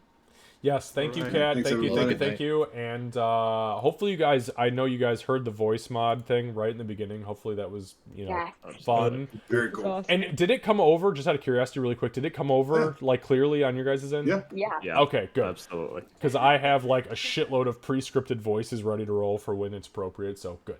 Okay. Oh, I hate that, but it's so cool. It is so cool. Oh, that's terrible. All right. Thank you. Have a great 4th of July, everybody. Lucy, whatever you guys do in Nigeria, you have a great 4th of July. Well, you actually... Just a normal Monday. I was going to say, it's the 5th of July today for you, isn't it?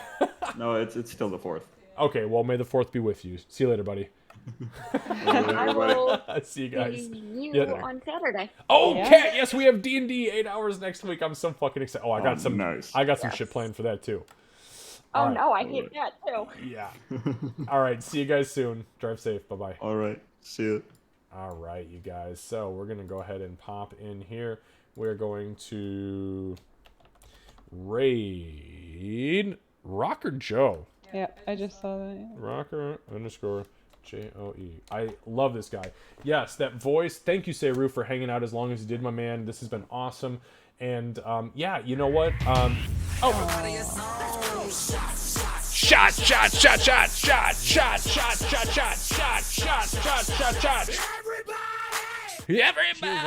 Great session. Beautiful. Thank you so much, Seru. We will see everybody back on Tuesday for Candace's Tuesday night crochet and chill stream. And shots into crazy. I mean, it might as well fucking be at this point, right? Okay, we're gonna go ahead and watch Rocker Joe, who is an excellent streamer. Oh, it looks like he's playing some skiing game right now. Splashdown PS2, because why not? That's okay. You know what? We're gonna watch him anyways. Here we go, guys. 3, 2, 1, and we will see you on Tuesday. Have a great 4th of July. See you guys. God, awful jumps. I gotta get my rhythm going.